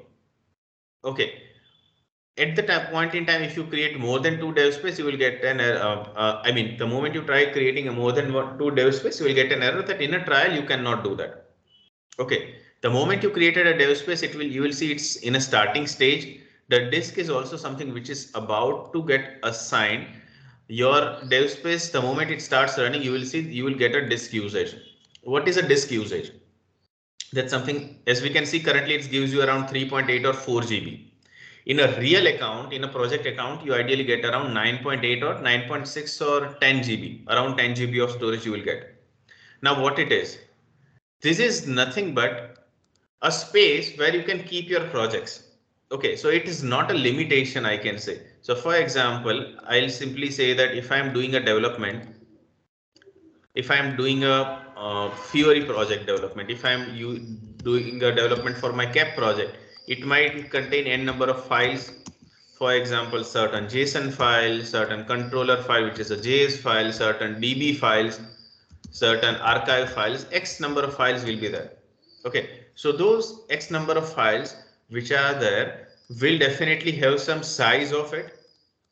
In total, you are allowed to keep only 3.8 GB of a size over here. If your size exceeds over here, you won't be able to do any further development. That's the reason it is called development space. That purpose of it is just to do the development. Once you have done the development, it's good if you shift that development to something which does not have a size restriction. It means we'll see how we can connect this dev space to GitHub, because in GitHub you can also push your code base. So your code base will be available over here, and the moment you say okay, I would like to do the development, anyone can go ahead and pull the code from GitHub. Okay, so that's the main idea. We'll start with dev space, then we'll see how we can connect it to Git as well. But idea is we should keep it limited to 3.8 GB. I'll just open this cap dev space, and here this is the one which is going to be my choice of development tool which I'll be using for my cloud application platform based service development, which is nothing but my OData service development. If I would like to develop using CAP, I can choose this. Okay, let's see what all thing it contains. As we can see, you can create a project from template. You have a liberty for that. You can clone the code from Git. You can do that. You can import, and all those things are quite possible. You remember when we used to in college, right? Maybe someone who is also having from a computer science background. Definitely, we also used to have some SDK for Java, for C, C++. But for the very first time, when we ideally start developing any code, we ideally used to do those things via a notepad, and we used to do those activation or the execution of it via CMD, command prompt, command line, right? Because it gives you an idea of what is going under the hood, what is going on into the background, because those basics are quite powerful thing which helps you going forward. So that's the reason whenever you're going with this CAP development, my personal way of going with it is I ideally prefer going with a command line. Okay, you have an option. You can go with new project from template. You can choose, okay, I would like to develop a CAP project, and it will generate a project for you. Okay, you can generate a CAP project, give the name, and it will generate the project. But if you do that, ultimately multiple things will by default come the moment you select the checkbox. Let's just see what is going under the hood. So it gives us more idea when certain thing fails. The moment you're doing the development, they are bound to fail with a small bug. If you know how it was created, you know how to trace it back, right? So here we'll go with a simple step so that my projects can be created easily. That's one. Second, like we have help.sap, right? Help.sap. Same way for CAP, we have something called Capire. Okay, maybe you can just simply say Capire on Google and you would see this Capire. So this cap.cloud.sap, there is a cookbook for my CAP programming. I'll ping this into the chat. This is the one that you can also choose to use anything that you feel that, okay, I would like to search for this, how this ideally works. Then in that particular case, this should be your one place to go to. Here you will be able to figure out anything, a database consuming service, and let's just say anything that you would like to know regarding a CDS component, regarding Node.js, how you can even start. Those all the things you will be able to figure out from Capire document. So this is a standard document. I personally prefer this. I ideally use this because the things keep on getting updated, but those updated things are also updated on Capire. Okay, I would like to start with my a normal project development, simple one, which just have one endpoint, one particular table, one service. Anytime you are doing the development, you can ideally go with open folder, home, user, and you ideally should do the development under a project folder. That's one. Ideally, as you have just logged in, you don't have anything. That's the reason it says open folder. Otherwise, you can just click on this triple line file, open folder, and you will just go with open user and project. Open this and you will be able to navigate to the project folder. In the project folder, I'll suggest always do your development. Never do the development in your user folder, because what happens is folders are divided in a way that your relevant extension, your relevant underlying APIs are quite accessible. If you try doing something on some a non-project folder which may not have those extensions which ideally a dev space needs, then you might start getting some error. Then I said we can go with a command line rather than going with a template. We will always open a command line via going through terminal and new terminal, which is something which is nothing but your kind of a command prompt or a command line. How I can create my very first project? I want to initialize something.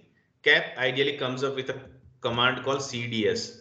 You can just simply say CDS init, and in the init you will say, okay, what is a project I would like to develop? So for example, I'll just say BTP, maybe backend, let's just call it as a demo. Okay, I'll just press as a and just enter. And as you can see, it just created a new project in your BTP demo, which is having a Node.js feature.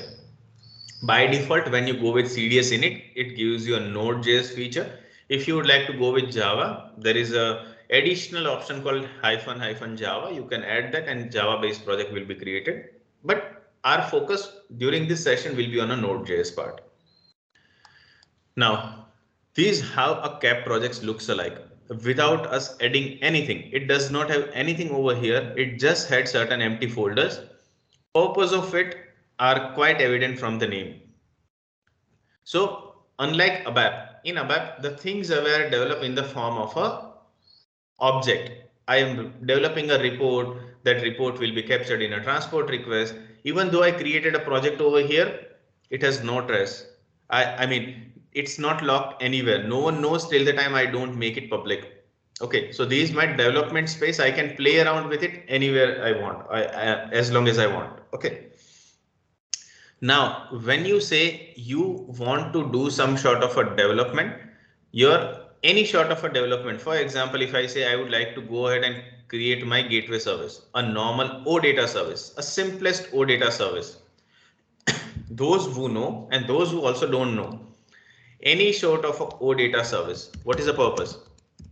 Purpose of OData service is ideally to provide certain services. It's not only to expose data, but provide certain services in the form of a standard OData, standard HTTP operation like CRUD queue, create, read, update, delete, query. Those are all the operation I would like to perform, right? If I am willing to perform this operation, there will be some underlying database which should get this entry. If I am saying I am trying to perform a create operation, where this entry is going to get created, there should be some database for that, right? So it means for an OData service to work, what are the bare minimum thing? It needs a database for sure. Okay, a database is must, that's required. Another thing that needs, or I can say another thing that's also required when it comes to OData, which comes when it comes to OData service working, database plus a service itself. Service, or we can call it as a OData service, ideally is required, and service ideally contains your different first a service itself. Another thing it contains of what are the operations that you are exposing. Whether I am saying I would like to process an employee data, I would like to say that I would like to create an employee. I would like to update the details of an employee. His let's just say marital status just got changed from single to married. I would like to change it. Employees leaving the organization. I would like to enter an end date of his employment onto that. I would like to delete a instance of an employee from my DB. I would like to check all the employees which are available, which just joined in the Jan 2023. Then those all the things, if I would like to perform, those things are performed on the resources. Okay, and these resources in terms of OData are called entity. Okay, so this entity can be part of your service. On top of it, if there are certain custom actions you would like to perform, those can also be part of your service. On top of it, if there are certain additional functions you would like to perform, those can also be part of your service. It means for a OData service to work, what are the bare minimum thing? You would need a database and you would need a service. These are the bare minimum thing that you would need in order for you to have a CAP service or any OData service working. CAP is nothing but one more type of OData service. That's what I can say in a plain term. Okay. So currently these folders are empty. And the moment I say I have created a service, next time, as one of you mentioned, I would like to consume it in the form of either a freestyle UI or Fiori element based UI. Those are called a consumption part, which is an optional one if it comes to application based consumption. There can be a service to service consumption as well. But when it comes to a Fiori consumption, or I can say Fiori, or I can say UI application consumption, then those application can also be available, can also be made available over here in the APP folder. So that's why you would see that I have an application. This can contain two things. Either it can contain your application or application router. We are going to understand what is application router. We'll create those, but this folder over here will play the role of it. DB will play the role. It will mimic the DB and it will say all the tables and all the views, whatever I am consuming, how those can be made available to the service for their exposure purpose. Any file that you see over here with a dot are called hidden files. These are a kind of a building block of a CAP project. These are the things which are required for your CAP project to work. All those extension and all those file. Over here as well, you would see CDS, SRC, JSON, some ESLint check, which ideally runs. So these are all hidden file, which ideally we won't change manually. Well, when I am saying that I would like to push my code publicly, so that if I am saying I am the developer, okay, now let's just think from an ABAPers perspective, right? That I am working in a team of a 10, I develop a project, or I can say I developed a report, and I am saying my fellow developer, hey, can you add these two changes because maybe you know it better. So what he'll do is he'll just go in your SE38 and he'll add that program Z XYZ, and he'll just edit this and add those lines.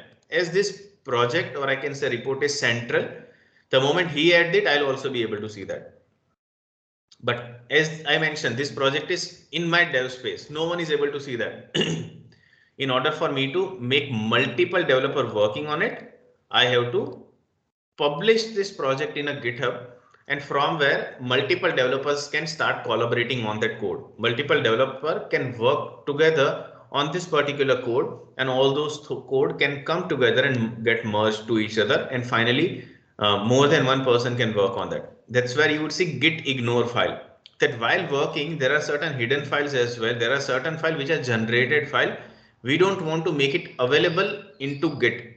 That's why it's called .git, and if you see, it's called ignore. While pushing the code into git, ignore this file, do not push them.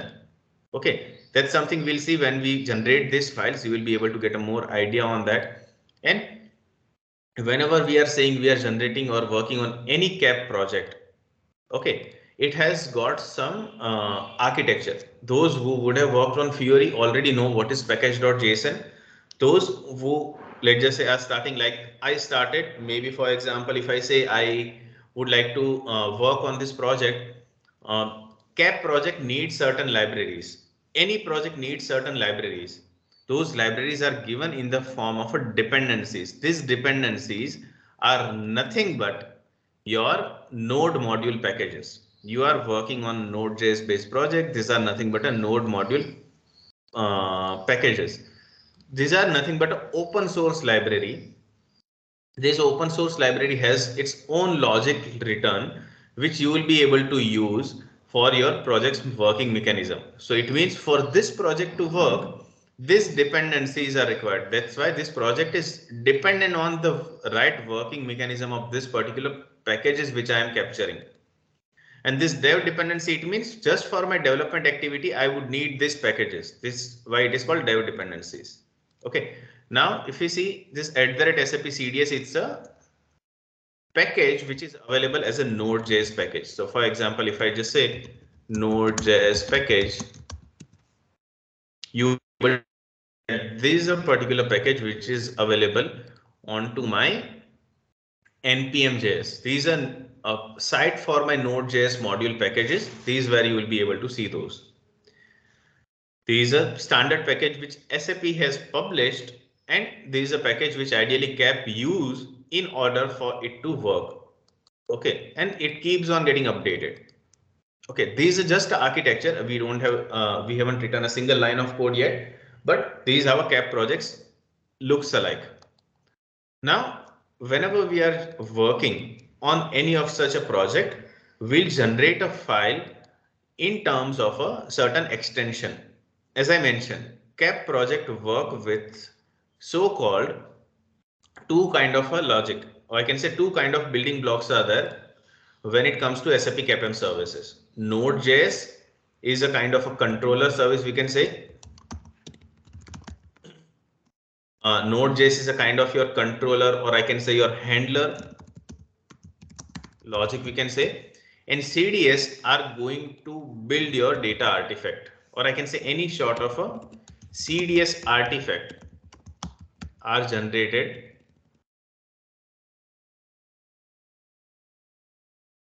when it comes to a CDS based project. Okay, so what we'll do is we'll just simply generate a simple project over here by ignoring, or I can say by just not using Node.js for now. We'll see what are the out of the box capability without me writing any single line of Node.js code, what all things can work. Okay, so if I would like to create a database module. Okay, if I would like to create some database module, I'll simply go over here and I'll just simply say new file in my DB.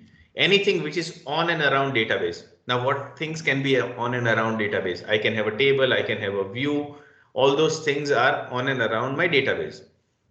If I would like to create something, I'll always go with a DB folder. And any file which I create over here with .cds extension is considered as my DB file. So you can name it as anything, but most of the cases you would see people using a term called data model.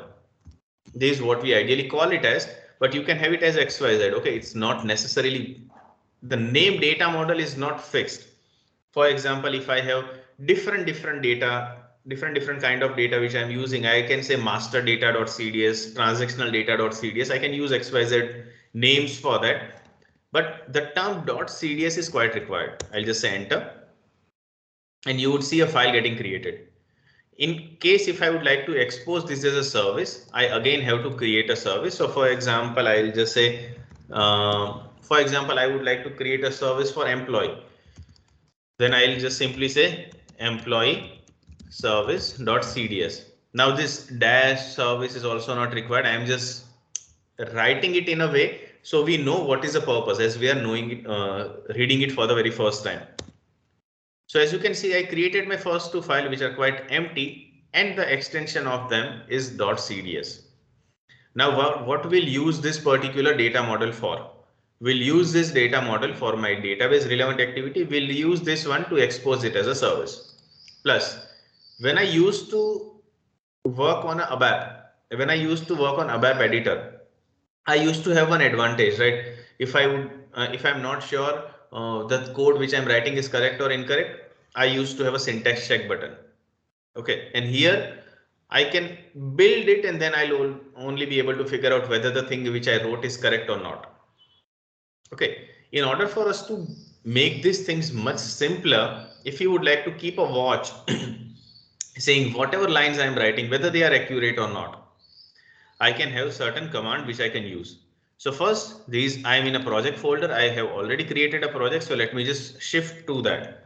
So it says you can go by CD and this because there is a command line. So I'll just simply clear this and I'll just say CD BTP BE demo. So I am now in a project folder. Now I would like to keep a watch on whatever things I'm writing. So I'll just simply say CDS watch. The moment I say CDS watch, system will ultimately, as you can see, keep on watching whatever I'm writing. It currently says that I don't see any service definition found in any of the data model. So it's waiting for a service to be generated. Currently, the database that you are connected to over here is a in-memory database for and it's working on a dummy SQLite DB. So it's working currently on SQLite DB. It's even not connected to your HANA database, and it's an in-memory database. Okay, that's what we can call it as. And currently your service is running on this. I would like to create a service. Let me just create a problem statement then. I would like to just create a service, expose employee detail, or I can say to perform operations on employee detail. This is what I would like to call it as. Now, as we would like to create a service, in order for me to create a service, I would need a database.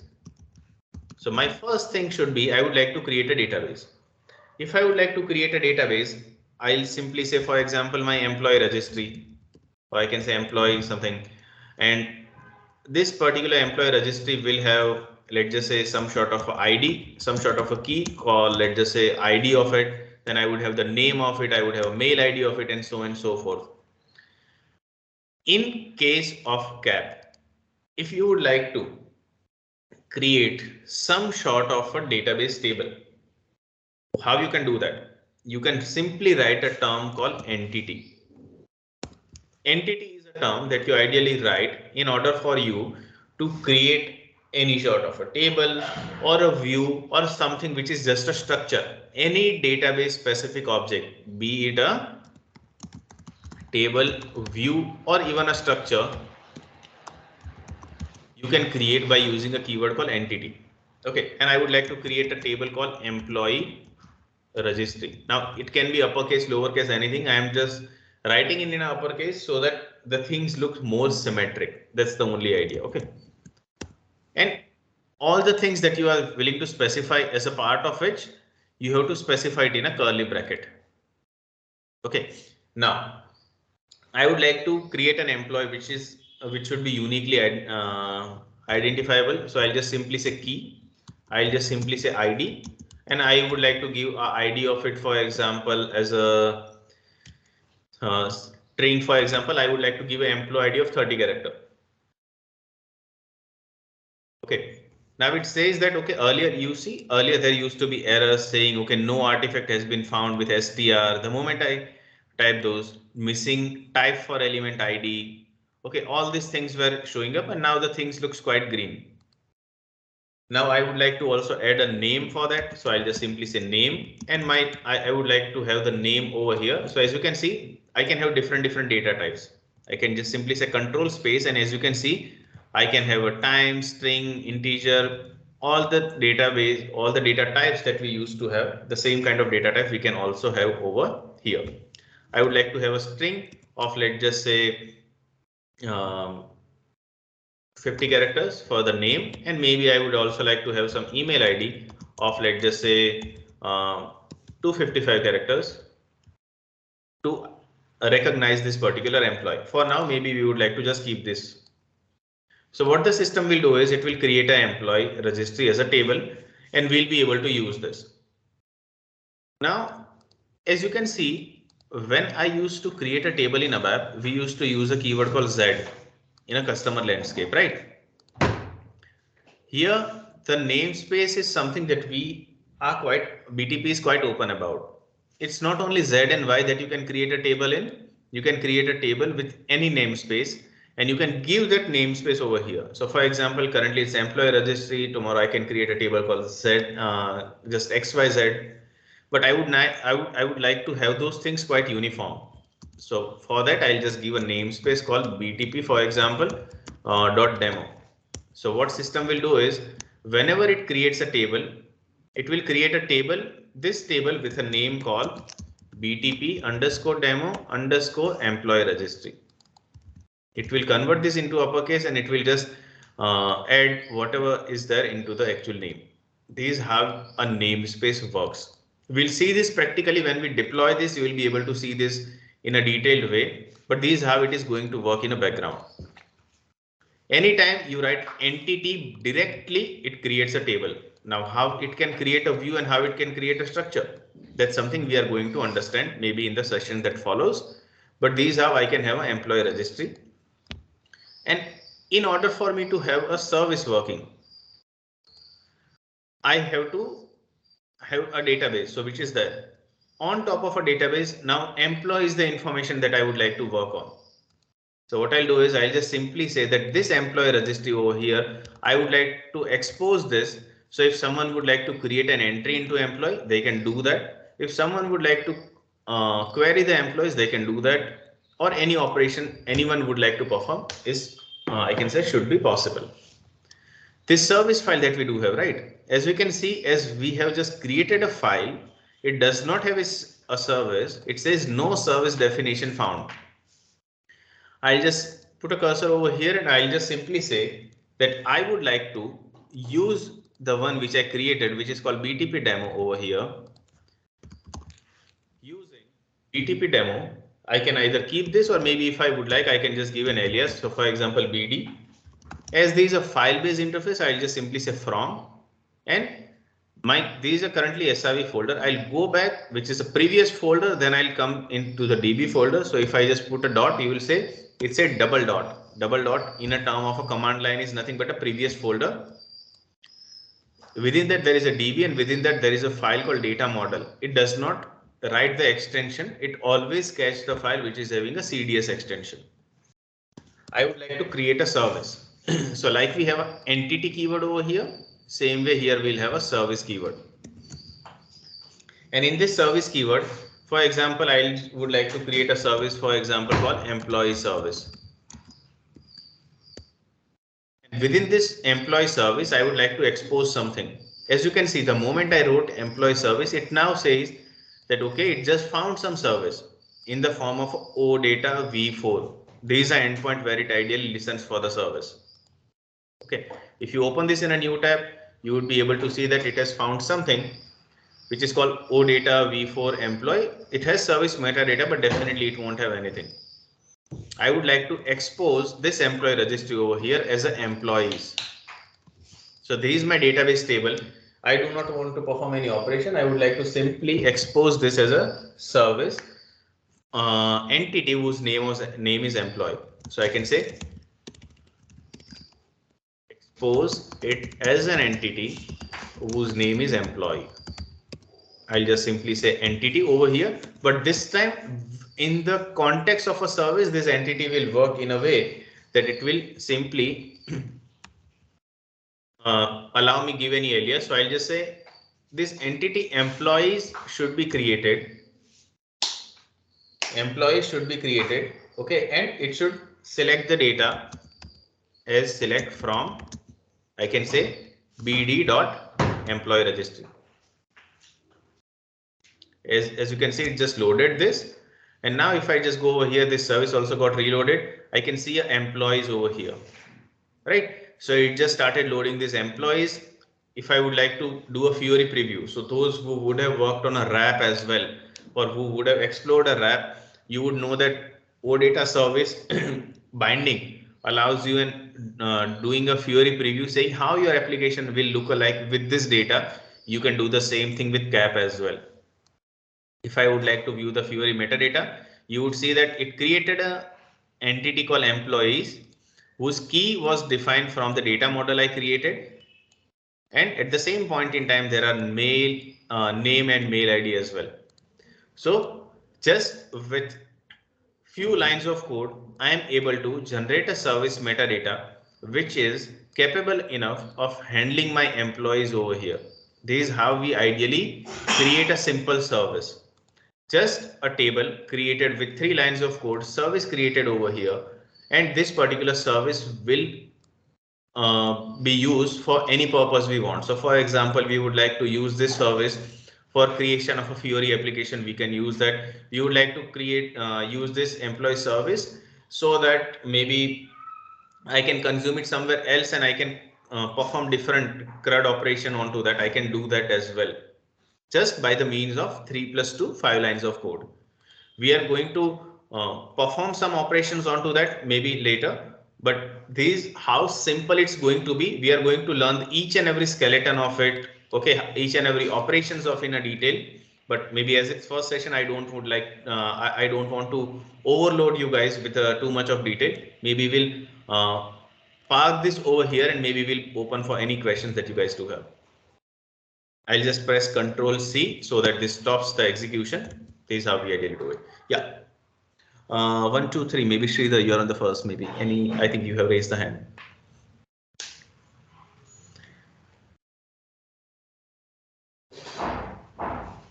Okay. Just wanted to know what level of Node.js we need to have.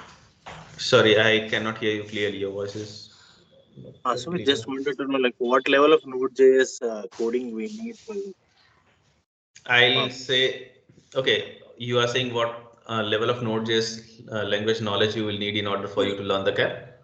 right. When I started, I do not know how the Node.js work. Okay. So I'll teach you what is the basics of Node.js. Those are required. That's first.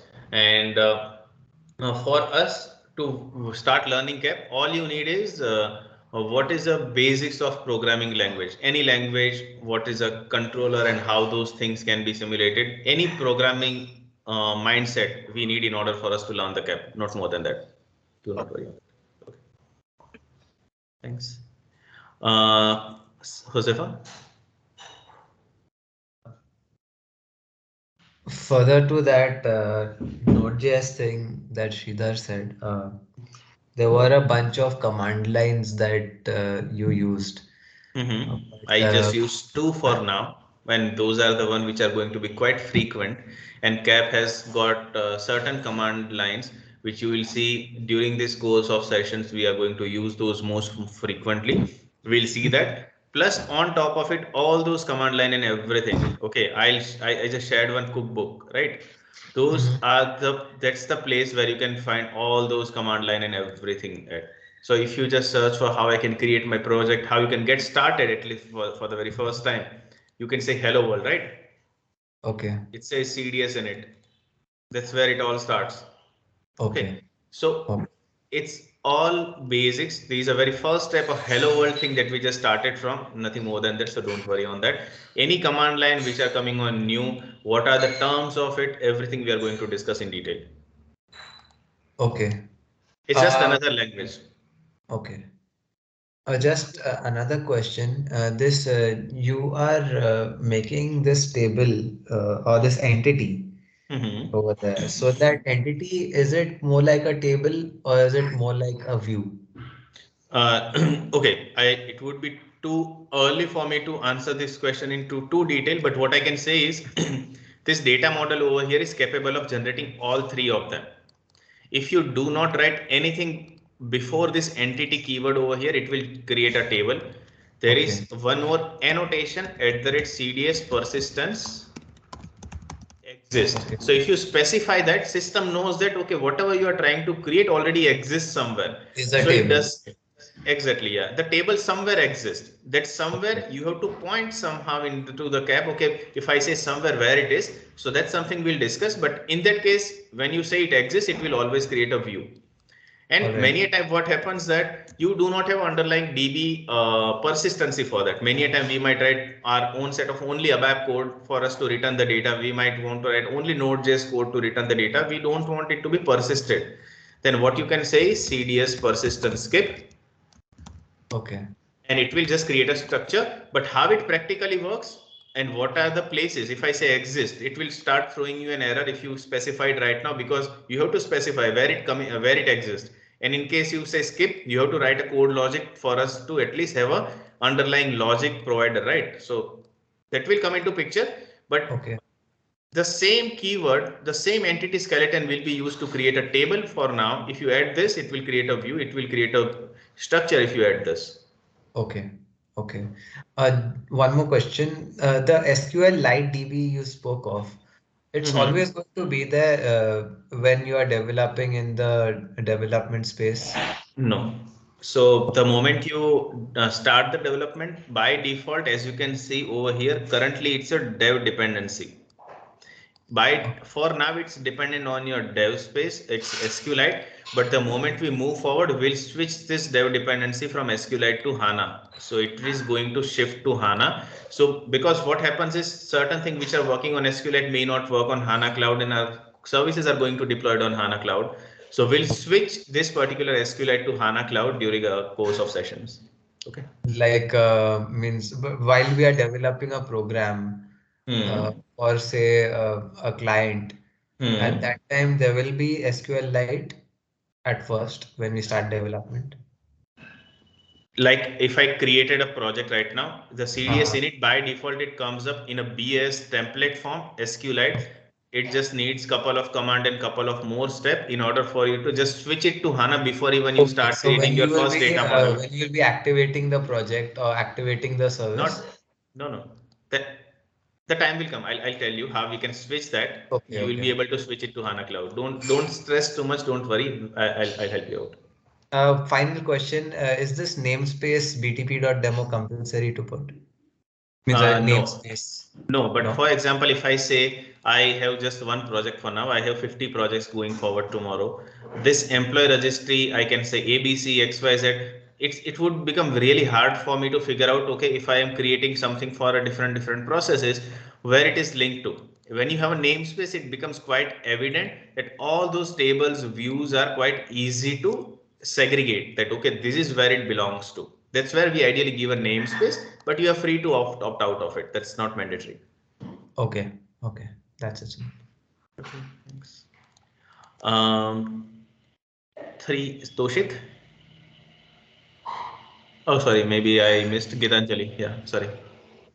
Yeah, Sumit.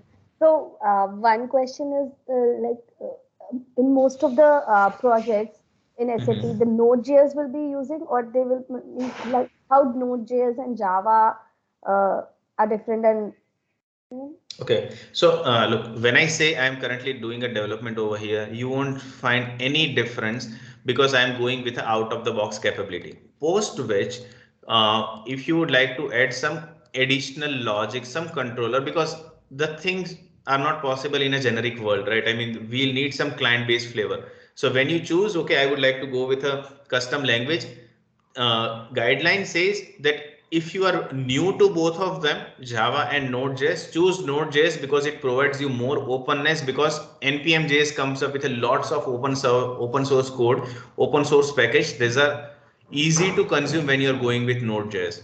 But let's just say if you know one of them, for example, you know Node.js, definitely that's the one that you're going to choose one. But if you know Java, you can go with Java as well, and the Java will only be used for your controller logic. Okay, how they are differing is the underlying code language, that's first, and the openness it comes.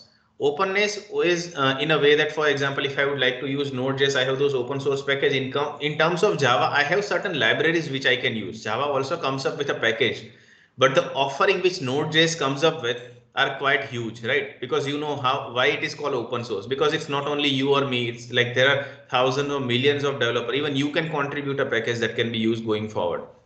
That's the reason Node.js is a easy to integrate language when it comes to let's just say any future functionality that you are willing to develop. That's the reason Node.js is a suggestible way. Technically seeing, the moment you're going with CDS layer, nothing is going to change. The moment you go with your controller layer, there you might start writing a Java or Node.js depending on the project stack that you would have chosen. Okay, so that will be decided by client for which we will be working, right? No, so ultimately you ideally, I mean, in an organization, you ideally decide it based on the resource skill set that you do have. So if your resource skill set is more towards Node.js, you will choose Node.js. If you have more towards Java, you can choose Java. On top of it, if you do have 50-50, you would choose saying what are the applications, what are the kind of application that you are going to develop. Is it more which is going to choose your third party APIs? Do you need more integration, more openness? Go with Node.js. In case you need something which can build your robust applications onto CAP, plus it can communicate to your backend system on premise as well, then Java is also sufficient, or I can say capable enough to do all those things as well. Both has got the capabilities. That's not the case that okay, one is less and one is more, but we have got an additional advantage of the open source package in Node.js, which are easy to consume compared to when it comes to Java. That's the main advantage. Okay. Okay. Okay. Thanks. And one more thing, like in the SAP system, ECC or HANA system, we can see where all the standard tables or CDS views like I underscore views are available. We can, so in BTP as well, we can see those, like, In terms of a BTP, we are going to learn the DB concept. Those are in the term of a containers. So those standard containers are also available. We'll see when we create an instance of a HANA cloud, we'll see all those standard tables, packages, and all the standard roles and all the things which are available. We'll be able to see those in a SAP HANA database explorer. So we'll come on to that. We'll be able to see those as well.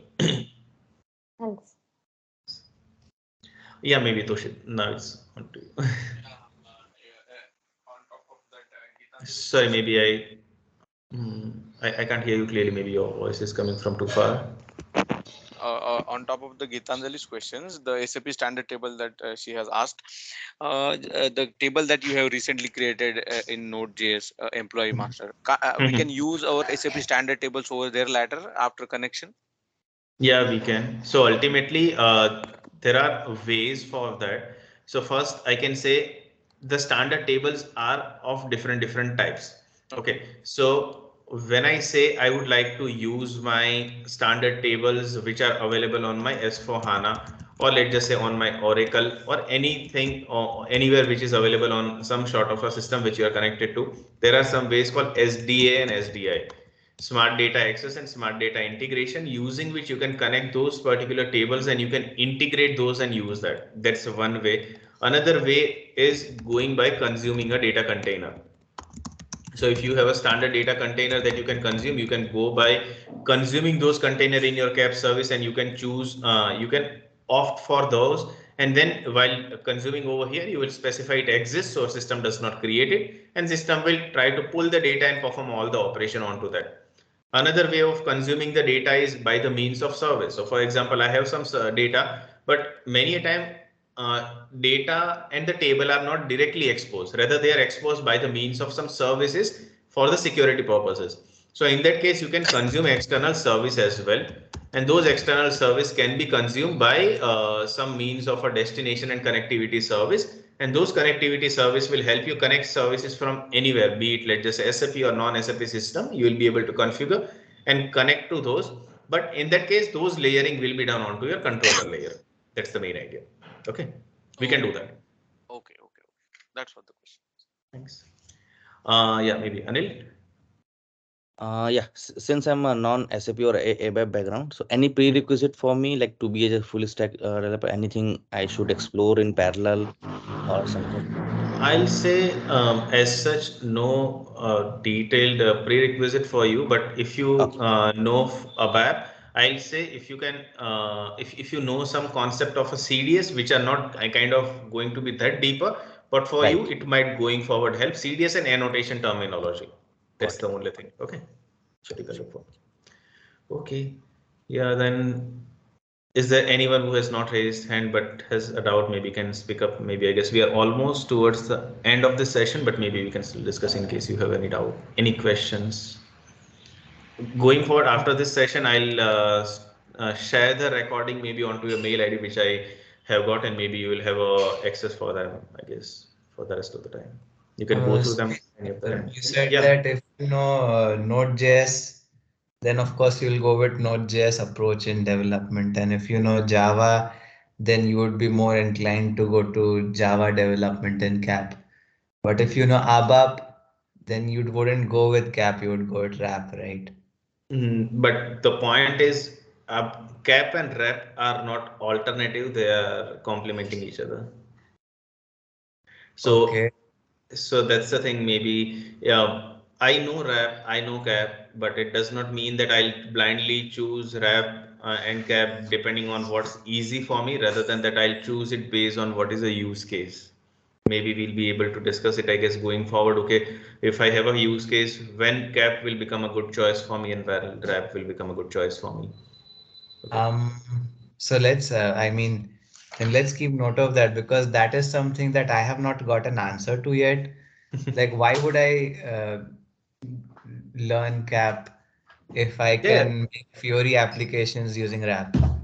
yeah, I mean, during this session, you will get multiple instances which will automatically answer your question why you should learn CAP. But definitely, maybe somewhere towards the end as well, we are also going to discuss when CAP becomes a good choice and when RAP also is a good choice. So just park your question, but we are going to discuss that and we'll have that comparison going forward for sure. Okay, thank you so much. Thanks. Okay. Last one, Sumit. Please. I have just shared you my email ID. Could you please just update with that? Mm, to shit. Okay, yeah. Okay, yeah, sure. I'll just change that mail ID. Not Thank an you. issue. Thank you very much. Thank you very much. Yeah, Oh, Sumit. yeah, Krishna. Sumit, I have one question. Like, we have knowledge of like CDS, right? Means, Hmm. so in Capcom, we will develop everything on like CDS, right? Yeah, your CDS artifacts will definitely be built on top of a CDS, correct? Yeah. So suppose that I don't have idea about CDS, so we will like go through basis or like basic or how? So look, Yes. there are two kind of CDS to Mm-hmm. say. If you know ABAP CDS, the one which an ABAPer ideally would have worked on, then it Mm-hmm. might help. But uh, when it comes to CAP, we are going with a HANA CDS. So anyone who would like to learn CAP, it's not mandatory for them to know ABAP CDS. It's good to have thing. If you know, you would be able to connect. Okay, this is how it's written over there. This is how it is written over there. Syntax is anyway going to get changed for sure. There is no alternative, and we are going to go through the basics. So anyway, you would be learning even if you don't know what is the CDS, how multiple artifacts or multiple components are linked to it. Do not worry. I guess anyway, these are pure new language we are going to learn. So we'll go into the basics of CDS and we are going to go into the basics of Node.js as well. The only idea is in terms of CAP, we are going to go into the basics of a HANA CDS. We are not going to cover ABAP CDS over there. So for you to understand CAP, you do not need to worry on how HANA CDS is going to look alike. We are going to cover that anyway. Okay. Oh, okay. Okay, then I think if we do not have anything, maybe then we'll call it a day and we'll see each other on next Saturday at the same time then. Thank you so much everyone for joining. Yeah, thanks, Sumit, for such an interactive session. Thank you very much. Yeah. Bye bye. Thanks everyone. Bye bye.